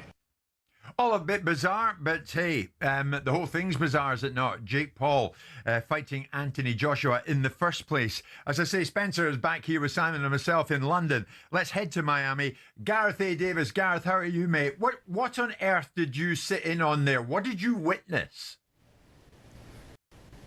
Well, it's a very bizarre event, as you all know. I mean, you all have been around big boxing matches and big events, and it's just a bizarre... It's the Jake Paul show. He's the A-side on this, and everyone that boxes him from the fight world kind of tacitly agrees, yields that it's the Jake Paul show. So it's all about him, and I think Anthony Joshua's been playing that game. He knows he's a player in the Jake Paul game. He just mustn't be embarrassed out there tomorrow night, and I don't think he will be. Yeah, but I mean, Gareth, I've had many conversations with you. You've been lucky enough on merit to cover some of the biggest fights that we've ever seen. What did you honestly feel when you were sitting there in the group of people watching Jake Paul going through his antics there in the build-up to him, not anybody else, him going in against AJ? Well, I think Anthony Joshua was pilloried for saying that he would kill him in the ring, and what he meant was that he's legally licensed to hurt Jake Paul. He was doing a bit of salesmanship. It got Tyson Fury out in his Land Rover with his kids, kind of building up that fight for next year. Anthony Joshua's admitted that he's in this game, so it is a game, and I think physically he's taking Jake Paul seriously. Philosophically, he even talked about losing yesterday, even though he doesn't think he'll lose, and he said, I can always headline again. I mean, literally, it will take something of biblical proportions, David beating Goliath again, essentially, for Jake Paul to do something. He hasn't really even got a puncher's chance. So we're just going to wait to see what Anthony Joshua wants to do tomorrow night. Does he want to take him a few rounds, get a few rounds in the bag? Does he want to hurt him to the body a little bit, toy with him? Will Jake Paul cause a little bit of drama? And I do think, and the guys know, I mean, Simon, Spencer, yourself, you know boxing. He won't acquiesce to everything Jake wants to do, but the bigger picture here really is that Jake Paul, in a quartet of events in the last 13 months, is helping Netflix to get really involved in the big streaming services with live sport as opposed to us binging series. That's the big picture here, really. Yeah, I'm with you on that, guys. Spencer, before you come in, Simon, that's you said that actually at the outset, didn't you? Well, if you look at the subscription numbers post the Mike Tyson-Jake Paul fight, there were 2 million additional subscribers that were put on. If you look at the lifetime value of a subscriber, it's $900. If you look at the revenues generated in the broadest terms, that's $1.8 billion, and they paid $100 million for it, alongside delivering content to the existing 300 million people that pay $12 a month or whatever it is to Netflix. So it adds a whole new dimension, and Jake Paul's opened that door. I don't buy into the crap that he's been the best thing for boxing. He's been the best thing for himself, but he's also been very useful to an entertainment platform that's now pivoting into sport. Yeah, I think he's brought a new audience, to new eyeballs to the game as well, hasn't he? You know, and I think that Netflix is the prime place for that to land, you know, with Jake Paul's audience. Gareth, I wanted to ask you, you know, you've been around both guys this week, and as we know, Anthony Joshua is very much in fight mode now. He knows what's on the line, and it's not about winning for him, for me. It's about how quickly he wins, because he knows that if he gets into that round two, every second that ticks past, I think Jake Paul gains credibility and Anthony Joshua loses it. So he knows what's on the line here with his, you know, roadmap to a chance to become three-time world heavyweight champion. He has to get the job done and do it in good fashion here. Yeah, but I think he'll also want to do a little bit of a show, Spencer. I want to have a little look at Jake Paul. I don't think it's going to end in seconds. I think it might go to early in the third round. That's my prediction. Anyway, when I spoke to David Hay who we'll hear from, I think, on the YouTube channel, on the boxing YouTube channel, I tried to say to him yesterday, put yourself in the mind of Jake Paul, and he said exactly that, which you're intimating, which is try and get through a round against Anthony Joshua, start to create some doubt in his mind that you are hard to find. It's a 22-foot ring, not the biggest, but just try and survive as long as possible. Anthony Joshua won't want to go to the judges. That would be a dangerous thing to do, and just do the rounds. So I think he will want to be firm, and he will want to complete the act, if you like, and stop Jake Paul. But it wouldn't surprise me if he went body hunting rather than head hunting, so that he gets a win-win out of this in lots of ways. But Gareth, surely, if AJ ends up finishing him off in the third round, in doing so, he's lost all credibility. It's got to be the first moments of the first round or nothing, surely. Well, that's your view, but that's not necessarily mine. I think if we do see a bit of a show, then that's fine. I think if we do see a little bit of drama, I think that's fine. As I say, this is Disneyland of boxing. This is a kid that came from the Disney Channel. You know, as I say again, so it's go scripted. back to Simon's point on scripted. No, it's not scripted, but people tacitly, Anderson Silva, Tyron Woodley, these guys that have fought Jake Paul, they tacitly buy into what this is, which is a game. It's Disneyland of boxing. A game. And as Simon said just now... Gareth, sorry, but if as this Simon goes was saying about...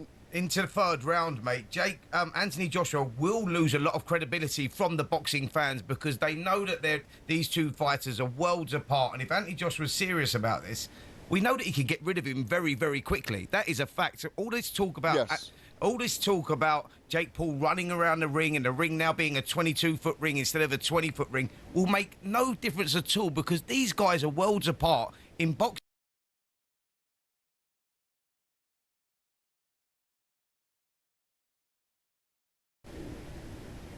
I hope he doesn't decapitate him, literally, because I don't think that ends well for Jake Paul or Anthony Joshua. I do think he'll slowly marinate him in there. I don't think he'll go for broke early on. I think when he knocked out Francis Ngannou, he knew that Ngannou was coming headhunting for him, and it was that kind of right hand that went from west to east all the way through Ngannou and left him comatose almost. I think it'll be a gentler process. But like you say, these guys are gulfs apart, so it's going to be interesting to see this whole event. We've got the weigh-ins today, we're going to the early weigh-ins this morning as well.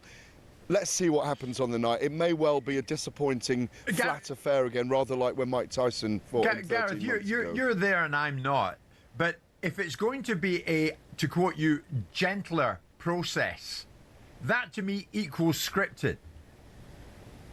What fight begins with this will be a gentle process, we'll see where it goes, and then he'll put him away. We don't have fights like that. This is different. And if this is a gentler process approach, it's scripted. Well, I think Simon said it all the way through the build-up to this, and he's got it spot on. This is not a real fight. It's an act in the Jake Paul show, and Anthony Joshua is a bit part player in it. 80 million subscribers to Netflix, which the point I was trying to make just now are in America. They're the biggest subscriber base, 27%. It's for that audience, and most of that audience is Jake Paul's audience. Yeah, I think, Gareth, though, you know, I don't think that Anthony Joshua actually would put his whole reputation on the line by going through with a scripted fight, if you like. I think that for Anthony Joshua, knowing Anthony Joshua, he's the type of guy when he gets into fight week, he's in, you know, he knows where he wants to go here. He knows how he has to look. And for me, I think he goes out there and he tries to get the job done very quickly. See, I think scripting is the wrong terminology. I think recognising the opposition you're fighting is the correct terminology. If he's on high alert for Daniel Dubois and for Alexander Usyk, he's not on high alert for Jake Paul. The only thing he's on high alert there is the damage reputation it could do, but he took the fight in the first place, which is already reputationally damaging for him, because everyone knows it's a farce of a fight. Yeah. So I think what you get is not a scripted position. You get a slightly less aroused Anthony Joshua than the one that would go in against a live heavyweight contender that's going to cause him harm. That's one way of saying it, Simon. But it is. It's a pretty damn wordy way of saying it. Slightly less aroused Anthony. Well, it's not curated. We welcome from the UK a slightly less aroused Anthony Joshua. He's not going to carry him around a ring like Jake LaMotta did. So it's not authentic? No, I don't think it is authentic, no. No. It's not an authentic fight. Jake Paul's not an authentic fighter. Gareth, it seems to be a bit breezy out there in Florida, and we want to thank you for getting up early to join us. Good to see you and Simon on talking terms as well. It's an absolute pleasure to come on, guys. I love the show, as you know. Gareth, nice one. Gareth, thank you very much indeed. Do you want to spread a bit of goodwill across the Atlantic? Little stir. I feel like I need to go and have a bloody good wash if I find myself being in agreement with Gareth. Well, you need to have a decent wash after that deep heat. True. It's sprayed all over you. Is that what it is? I was wondering what that was. Oh, I don't know what he's You'll up find to. out when it's buried up your iris in a minute. We're live on talkSPORT with Deep Heat this Thursday lunchtime.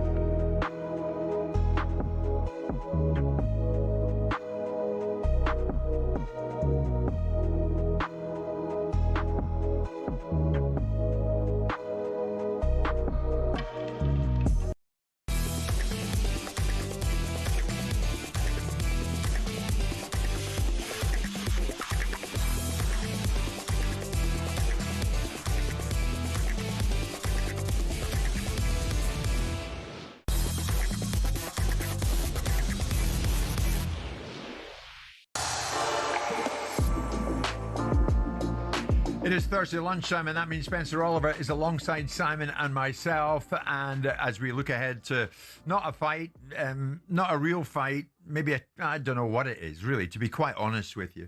An event. An event. Let's call it, that's a good word, Simon. Let's call it an event in Miami, Florida, when Anthony Joshua goes in against YouTuber Jake Paul, because that is what it is. But having said all that, there's never an Anthony Joshua fight without some rumblings in the background from one Tyson Fury. And this week has been no different. Tyson Fury wanted to get in the act this week, and he decided to put out his own message towards AJ and his rhetoric in the build-up to the Jake Paul fight. Just been sent a video of Anthony Joshua talking about if he kills somebody, he kills somebody in a boxing ring. You know what? He's a little bit long in the tooth to be talking like that. He's 37-year-old at the end of his career, fighting a YouTuber, a Disney Channel guy, who Tommy B. And now he's talking about killing him and all that to try and sell. Please, barking up the wrong tree, idiot. Here's a fun fact. If I ever come across you, bum, I'm knocking you dead spark out. I ain't a YouTuber or a man half your size. I am him, the man. You're a classless loser.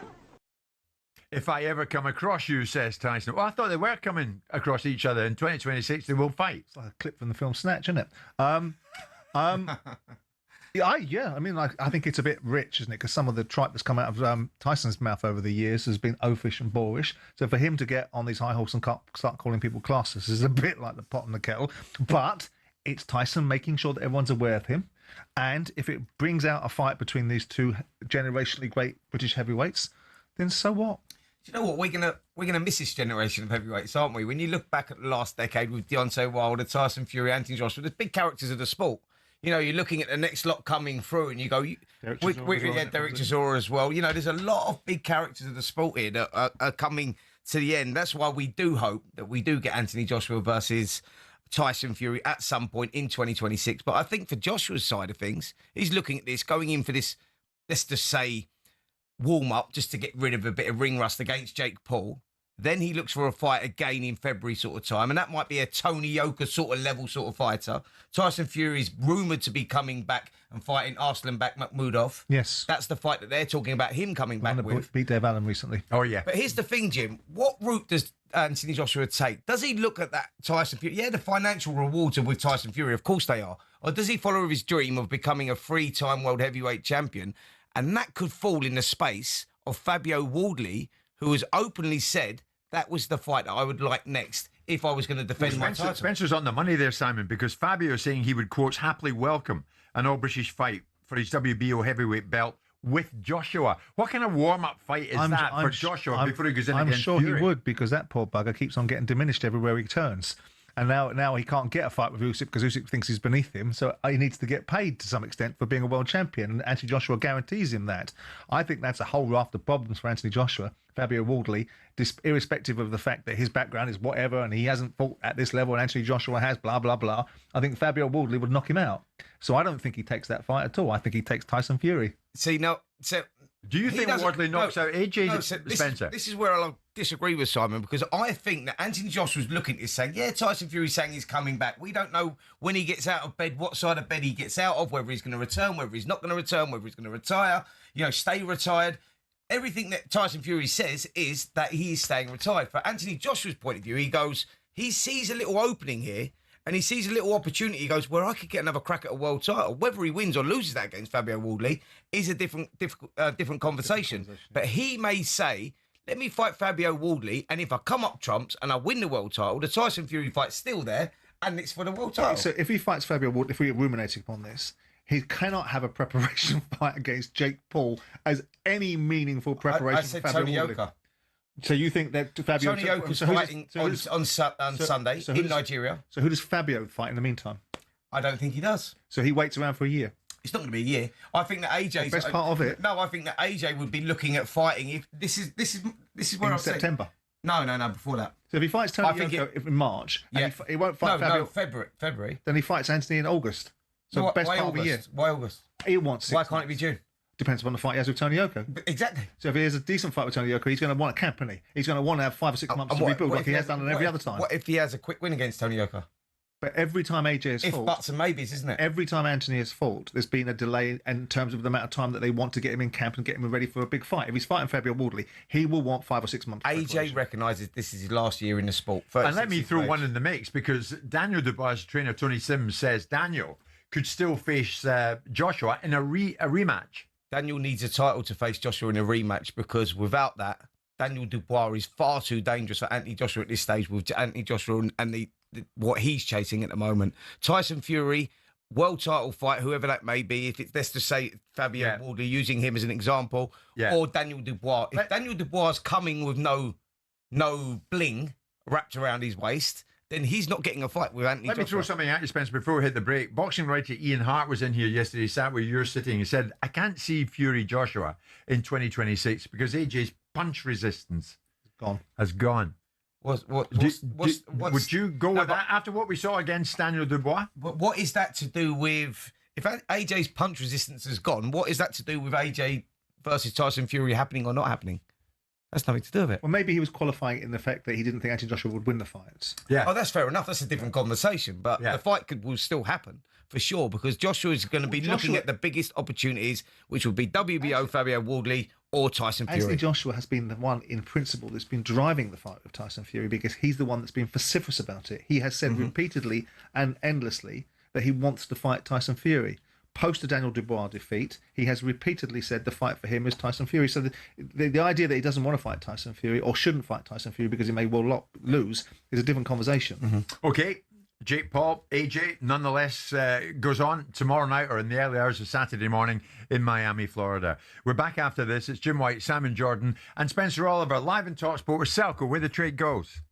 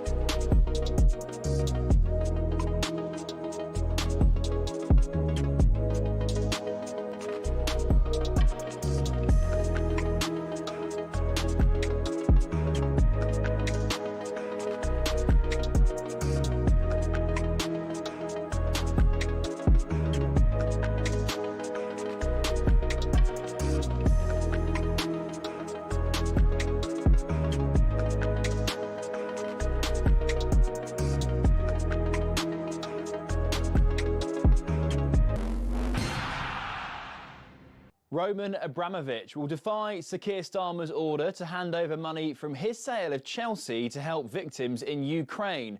The £2.5 billion are still frozen in a bank account, but someone close to the sanctioned Russian billionaire insists the proceeds will be donated on Abramovich's terms. Elsewhere, Alan Brazil has been questioning why Wilfred Nancy would rip up Martin O'Neill's winning formula at Celtic. Nancy is now lost in his first 4 games in charge, and Ali McCoist has been speaking to talkSPORT. If you've got a successful recipe which Martin had, then why would you change it, right? But the previous why would you change it has to be to the Celtic board, surely, lads. Now, Tyson Fury has called Anthony Joshua a classless loser for saying this. We're licensed to kill. I'm sure many people don't understand it, but this is what my job is. That's ahead of AJ's fight with YouTuber turned boxer Jake Paul tomorrow night. Fury says Joshua's a bit long in the tooth to be talking like that. The British heavyweights are lined up to fight next year. And with England's Ashes hopes all but evaporated, Steve Harmison says Ollie Pope is on borrowed time. Probably got one more innings to save his Test match career. Plenty more over on the talkSPORT Cricket YouTube channel.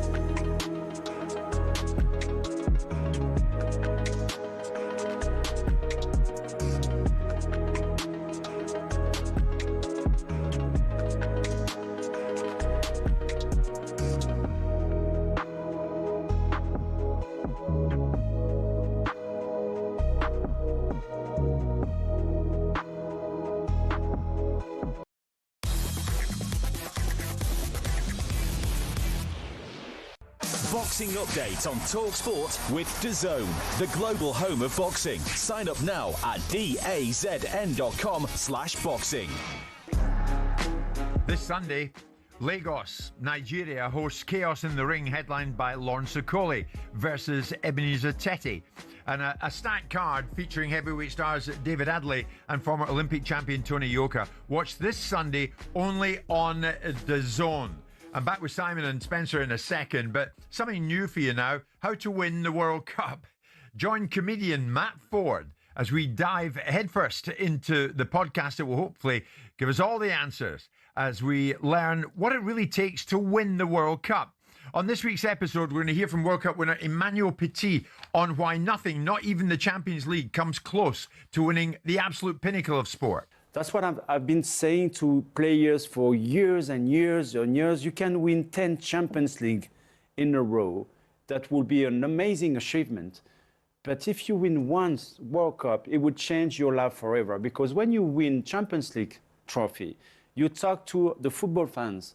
When you win the World Cup, you talk to every single citizen in your country. And it changes your life forever. And you've done it. Yeah, we've done it. Thank you very much, honestly, because it's like a tree that gives fruits every single day. People recognize me in the street, in France, abroad as well because of that.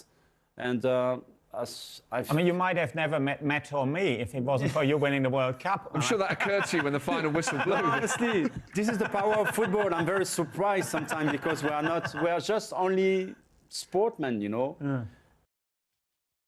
Love it. Emanuel Petit, who of course joins Simon and myself on this show periodically, and Nora Emanuel will be with us in the new year. That's How to Win the World Cup, available now on the talkSPORT app or your favourite podcast provider. Simon, many people say to me out there, you'll get the same. What's Spencer like? What's Danny Murphy like? What's Martin Keown like? I've had many people come up to me and say to me, Emanuel Petit, tell me what he's like. How do you sum up Emanuel? Because you look for more in people than just what it says in the tin. He's a badly dressed. No, come on. He's a former footballer, but he's a World Cup winner. He was loved at Arsenal. He's loved by the French. But he's an intriguing individual, Well, isn't he's very he? bold, isn't he? He doesn't care about what he says, and he talks about it regularly, off air and on air, about the fact that he's alienated himself from certain colleagues because he's called things as he sees it. He doesn't run with the herd. He sees things the way he sees them. You know, the fact that he can communicate so well in a different language, and I can follow his thinking without having to have him, you know, be as articulate in the language that he's speaking in. It gives me a sense of relatability to him. He's a winner. He's a very strong character with very strong views. And I also think he's a very sensible, balanced perspective. He doesn't get carried away. He's out of the bubble of football to some extent. Yeah. And isn't carried away with it. And when he talks about the World Cup, he's absolutely right that the uniqueness of winning a World Cup tournament, hence the reasons why the price point of tickets might be more expensive than domestic football, is because it's such rarefied air. Rarefied. How many people have actually got a World Cup winners medal? Exactly. Simon, you take me nicely to it. Spencer is alongside Simon, not so much the price of tickets, but the price of pay-per-view. And this is shifting, isn't it? Because before Jake Paul was announced that he was fighting Anthony Joshua, of course, we watch boxing in a traditional way.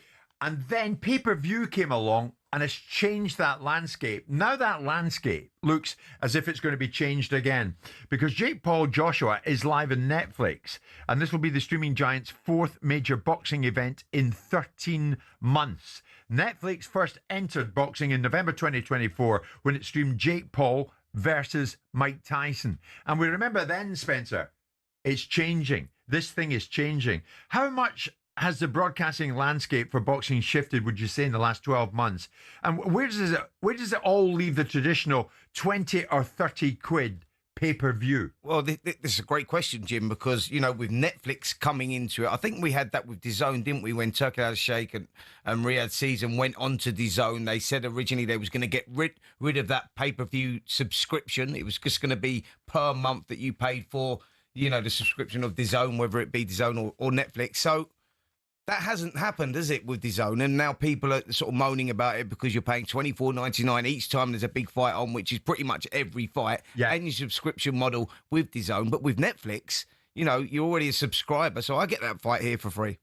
Okay, I mentioned a short time ago, this Sunday, it's all going down in Lagos, Nigeria. Chaos in the ring. And Lawrence Okolie is going to take on Ebenezer Teti. It's a stacked card, but let's concentrate on Lawrence. In fact, let's go to Lagos, Nigeria right now and join Lawrence Okolie. There might be a bit of a delay here, but let's see how we do. Lawrence, good afternoon from London. How are you? Good afternoon. How are you? Very good, thank you. Thanks for joining us. Simon's with me, so too is Spencer. How have the preparations gone for this one? Yeah, it's been all good. You know, did a bit of time in Puerto Rico. That was a new experience. I haven't been a sparring partner for a long time, so that was interesting. But other than that, you know, it's gone as normal. Lawrence, I know it was on your bucket list to box out in Africa. Nigeria is that place. I mean, how does that feel for you? For me,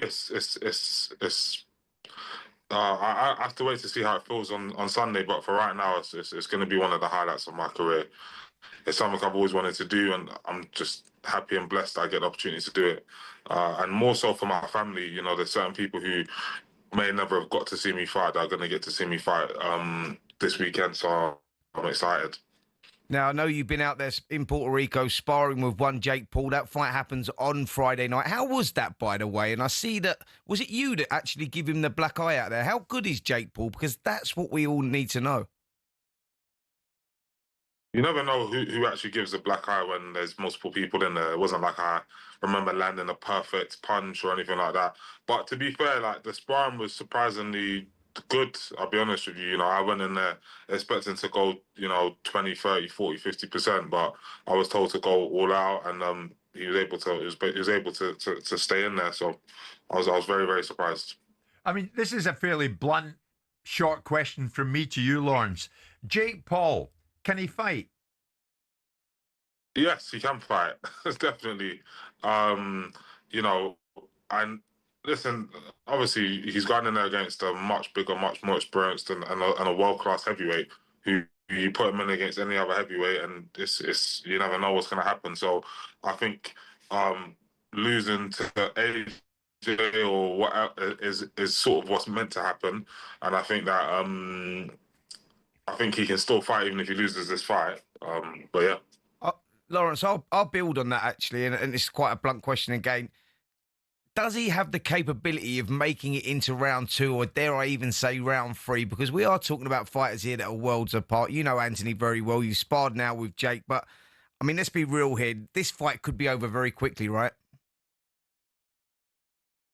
I think any heavyweight fight can be over quickly, but not to dodge your question. I think he's got more than enough ability to stay in the ring and even be somewhat competitive. You need to remember that he's a much smaller guy, so I found it very difficult to just catch him.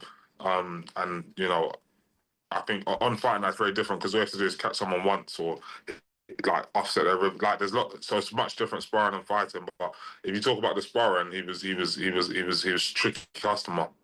Yeah, Lawrence, back to you, mate. What does the roadmap look like for you? You've got Ebenezer Teti, a guy that Fraser Clark blew away in a round, out there on Sunday, so you'll be expected to make a statement against him, get rid of a little bit of ring rust there. But where do all roads lead here? Moses Atama, yourself, you know, you're highly ranked. Would you put that on the line before boxing for a world title, or is it a world title fight you're looking for? No, yeah, definitely, you know, not to overlook Sunday, you know, despite, you know, Fraser doing him. Every time you fight, there's a risk. But I would be looking at the Moses one thereafter. I think the Moses one isn't really an optional one. We've been ordered. So, like, if he wants to box for a WBC world title, he's going to accept. And if, you know, he decides he wants to go a different route, I'm going to still maintain the position and box whoever's next. So my roadmap is clear, you know, have this fight, have a final eliminator, and then I'm mandatory for the full world title. So, yeah, that's it. Lawrence, Simon and your trainer Joe Gallagher have had some disagreements in recent weeks about your standing in the heavyweight division. Do you feel like your name gets overlooked in certain conversations? Yeah, but, you know, I think that's coming to an end very soon. You know, that's why we're thankful for governing bodies and, you know, mandatories and, you know, eliminators, because it forces people to fight. You know, I've been asking behind the scenes for all of these fighters and all of these fights, but, you know, people have the opportunities to say no. Where now, here we are. Although Moses' team could say no, they want to go a different route, they'll go down to the next person and the next, and then, you know, winning that fight gets me the world title shot. So I think it will in due time we're going to see. Agit Kabayel is the WBC interim champion. Is that a fight? And he's highly recognised now as the danger man of the division. Is that a fight that you would take before boxing for that world title, Lawrence? Yeah, I don't think I'm a fighter that's just allowed to just say, all right, world title next. That's not my career. That's not my position. That's just not how it goes. So I'm going to have to fight for the position, you know. So as I said, like Agit, Moses, Hrgovic, all of these fights, I think they are the semi-finals of the world title for me. So, you know, whichever one of them actually accepts, we're going to get it on, and then we're going to see. Lawrence, you sound as if you're in the next room to us here in the studio at London Bridge. You're out in Lagos, Nigeria. Let me finish on this. Lawrence Okolie against Ebenezer Teti. What are we going to see? Hopefully we see another early night. That's what I'm hoping for. You know what I mean? I'm hoping for another. I don't want to have a war like he had with Dylan. I want it to just be a nice, good opportunity to test my arm out and then get a knockout. So, okay, you know, wish me luck. And good luck, because we like you a lot. And before that, Jake Paul, Anthony Joshua. What are we going to see? I think you're going to be surprised. That's what I'm going to say. I think you're going to be surprised with the fight. I think we all expect it to be a one-round job. Maybe I'm wrong. I think we're going to be very, very... it's going to be entertaining to watch. That's what I'll say. Okay. All coming your way this weekend in various parts of the world. Miami, Florida, and Lawrence over in Lagos, Nigeria. Lawrence, thanks for your time. So close to the fight. We much appreciate it. I appreciate it. Thank you. Lawrence Okolie with us live this lunchtime. And we're live in talkSPORT with Selco, where the trade goes.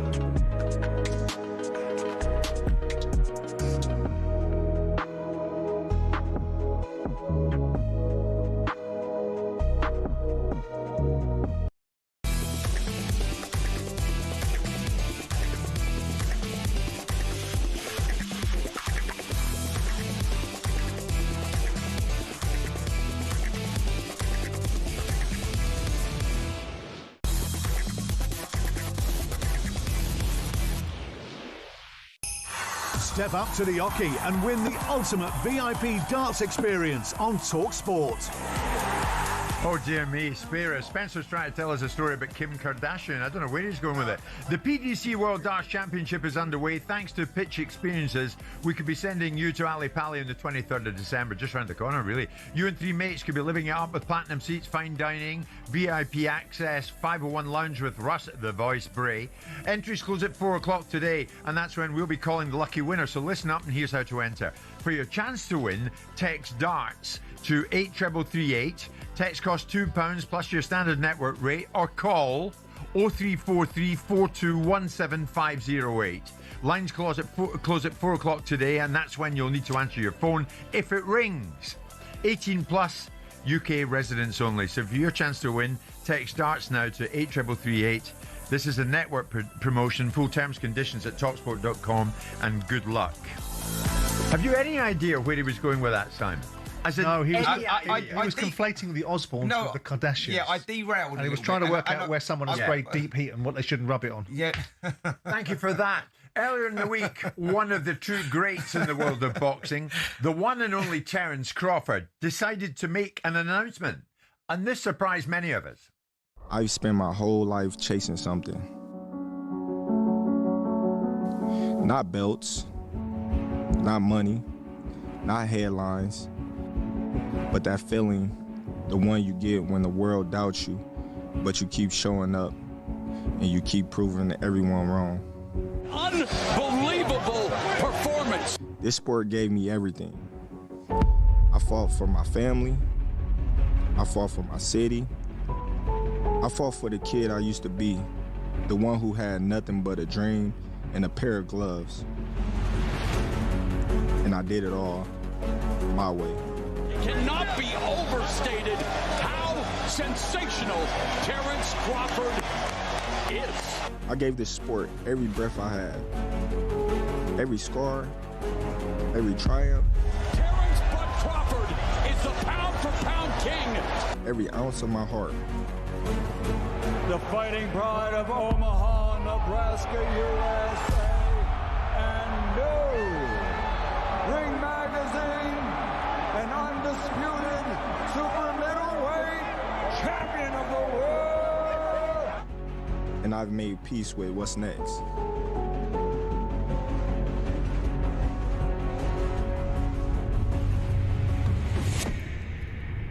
And now,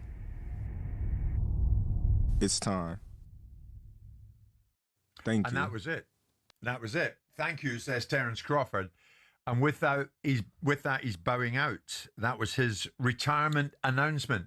Spencer, I don't know if you watch on YouTube there, if many of the listeners or viewers are watching on YouTube, he's one of the few guys that I could ever imagine who smacks Canelo Alvarez, and Canelo looks at him as if, what on earth was that? Against all the odds as well, you know, jumping up 2 weight divisions up to super middleweight and becoming a 5-weight world champion, 3-weight undisputed world champion. And, you know, me and Simon talking off air there, you know, it goes back to 2014, going up to Scotland as an underdog to box Ricky Burns for the WBO lightweight title.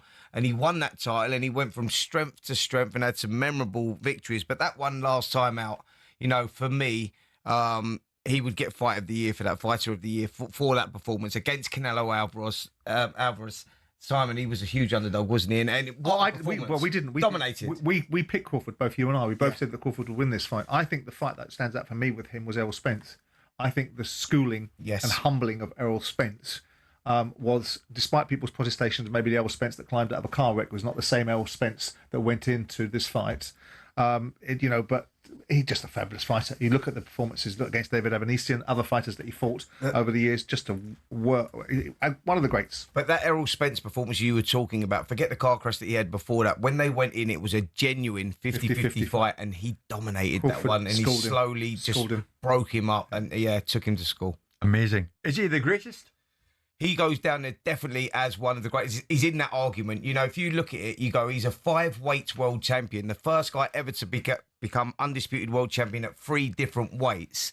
And you look at it, and if you put him in those eras, right, let's say his optimum weight was welterweight. If you go put him into the best welterweights of all time. When you're looking at like the Aaron Pryors and your Sugar Ray Leonards, Tommy Hearns, Donald Curry, and all those, you go, I give him a chance against all of them, and that is yeah, definitely. I mean, he's one of the greatest to do it.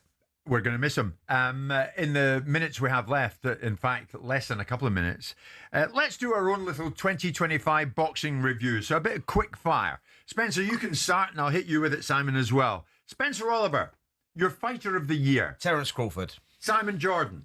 Fabio Wardley. Ooh, get him. Your favourite fight, or maybe your favourite knockout, Simon? Favourite fight is either Callum Smith or Josh Boazzi or Fabio Wardley versus Joe Parker. And mine is Chris Eubank Jr. versus Conor Benn 1. Tottenham Hotspur Stadium, April. They both delivered. They both left it all in the ring. Great fight. Absolutely. I was there. Spencer, stay with you. Biggest disappointment? The biggest disappointment for me would be the WBC having no backbone. You know, with Mateus failing a test, you know, with the history, you know, what happened with Conor Benn and all that sort of stuff.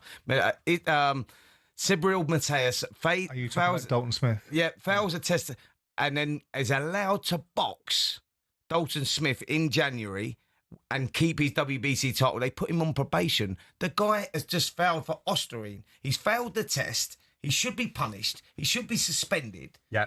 But he's allowed to keep his title and defend it against Dalton Smith. Now, I hope Dalton Smith kicks his backside because Dalton Smith's a great fighter and he deserves that. But for me, the WBC allowing that to happen and, you know, with certain situations that they do, I'm just not happy about. That's the disappointment. I would say the current, I think the disappointing behaviour from Conor Benn towards Duke McKenzie in the recent week. I think really? The last week or so? I think that's very poor from Conor. I think the language that he's used, the manner in which he's challenged Duke is wrong. I think Duke is a statesman of the sport, should be spoken to better. He should be made accountable for things he says, but not in that way. And Conor is better than that. Fair enough. Simon, your 2026 knockout prediction. My knockout prediction? Just a prediction that might knock me out, but Callum Smith wins the world title at light heavyweight. Ooh, lovely. Okay, I'm going to say Nick Ball gets the opportunity against Noye Inoue. Anthony Joshua boxes Fabio Wardley or Tyson Fury. And the final one, Moses Atauma wins a world title in 2026. Oh, you saved the best till last. Spencer, wonderful.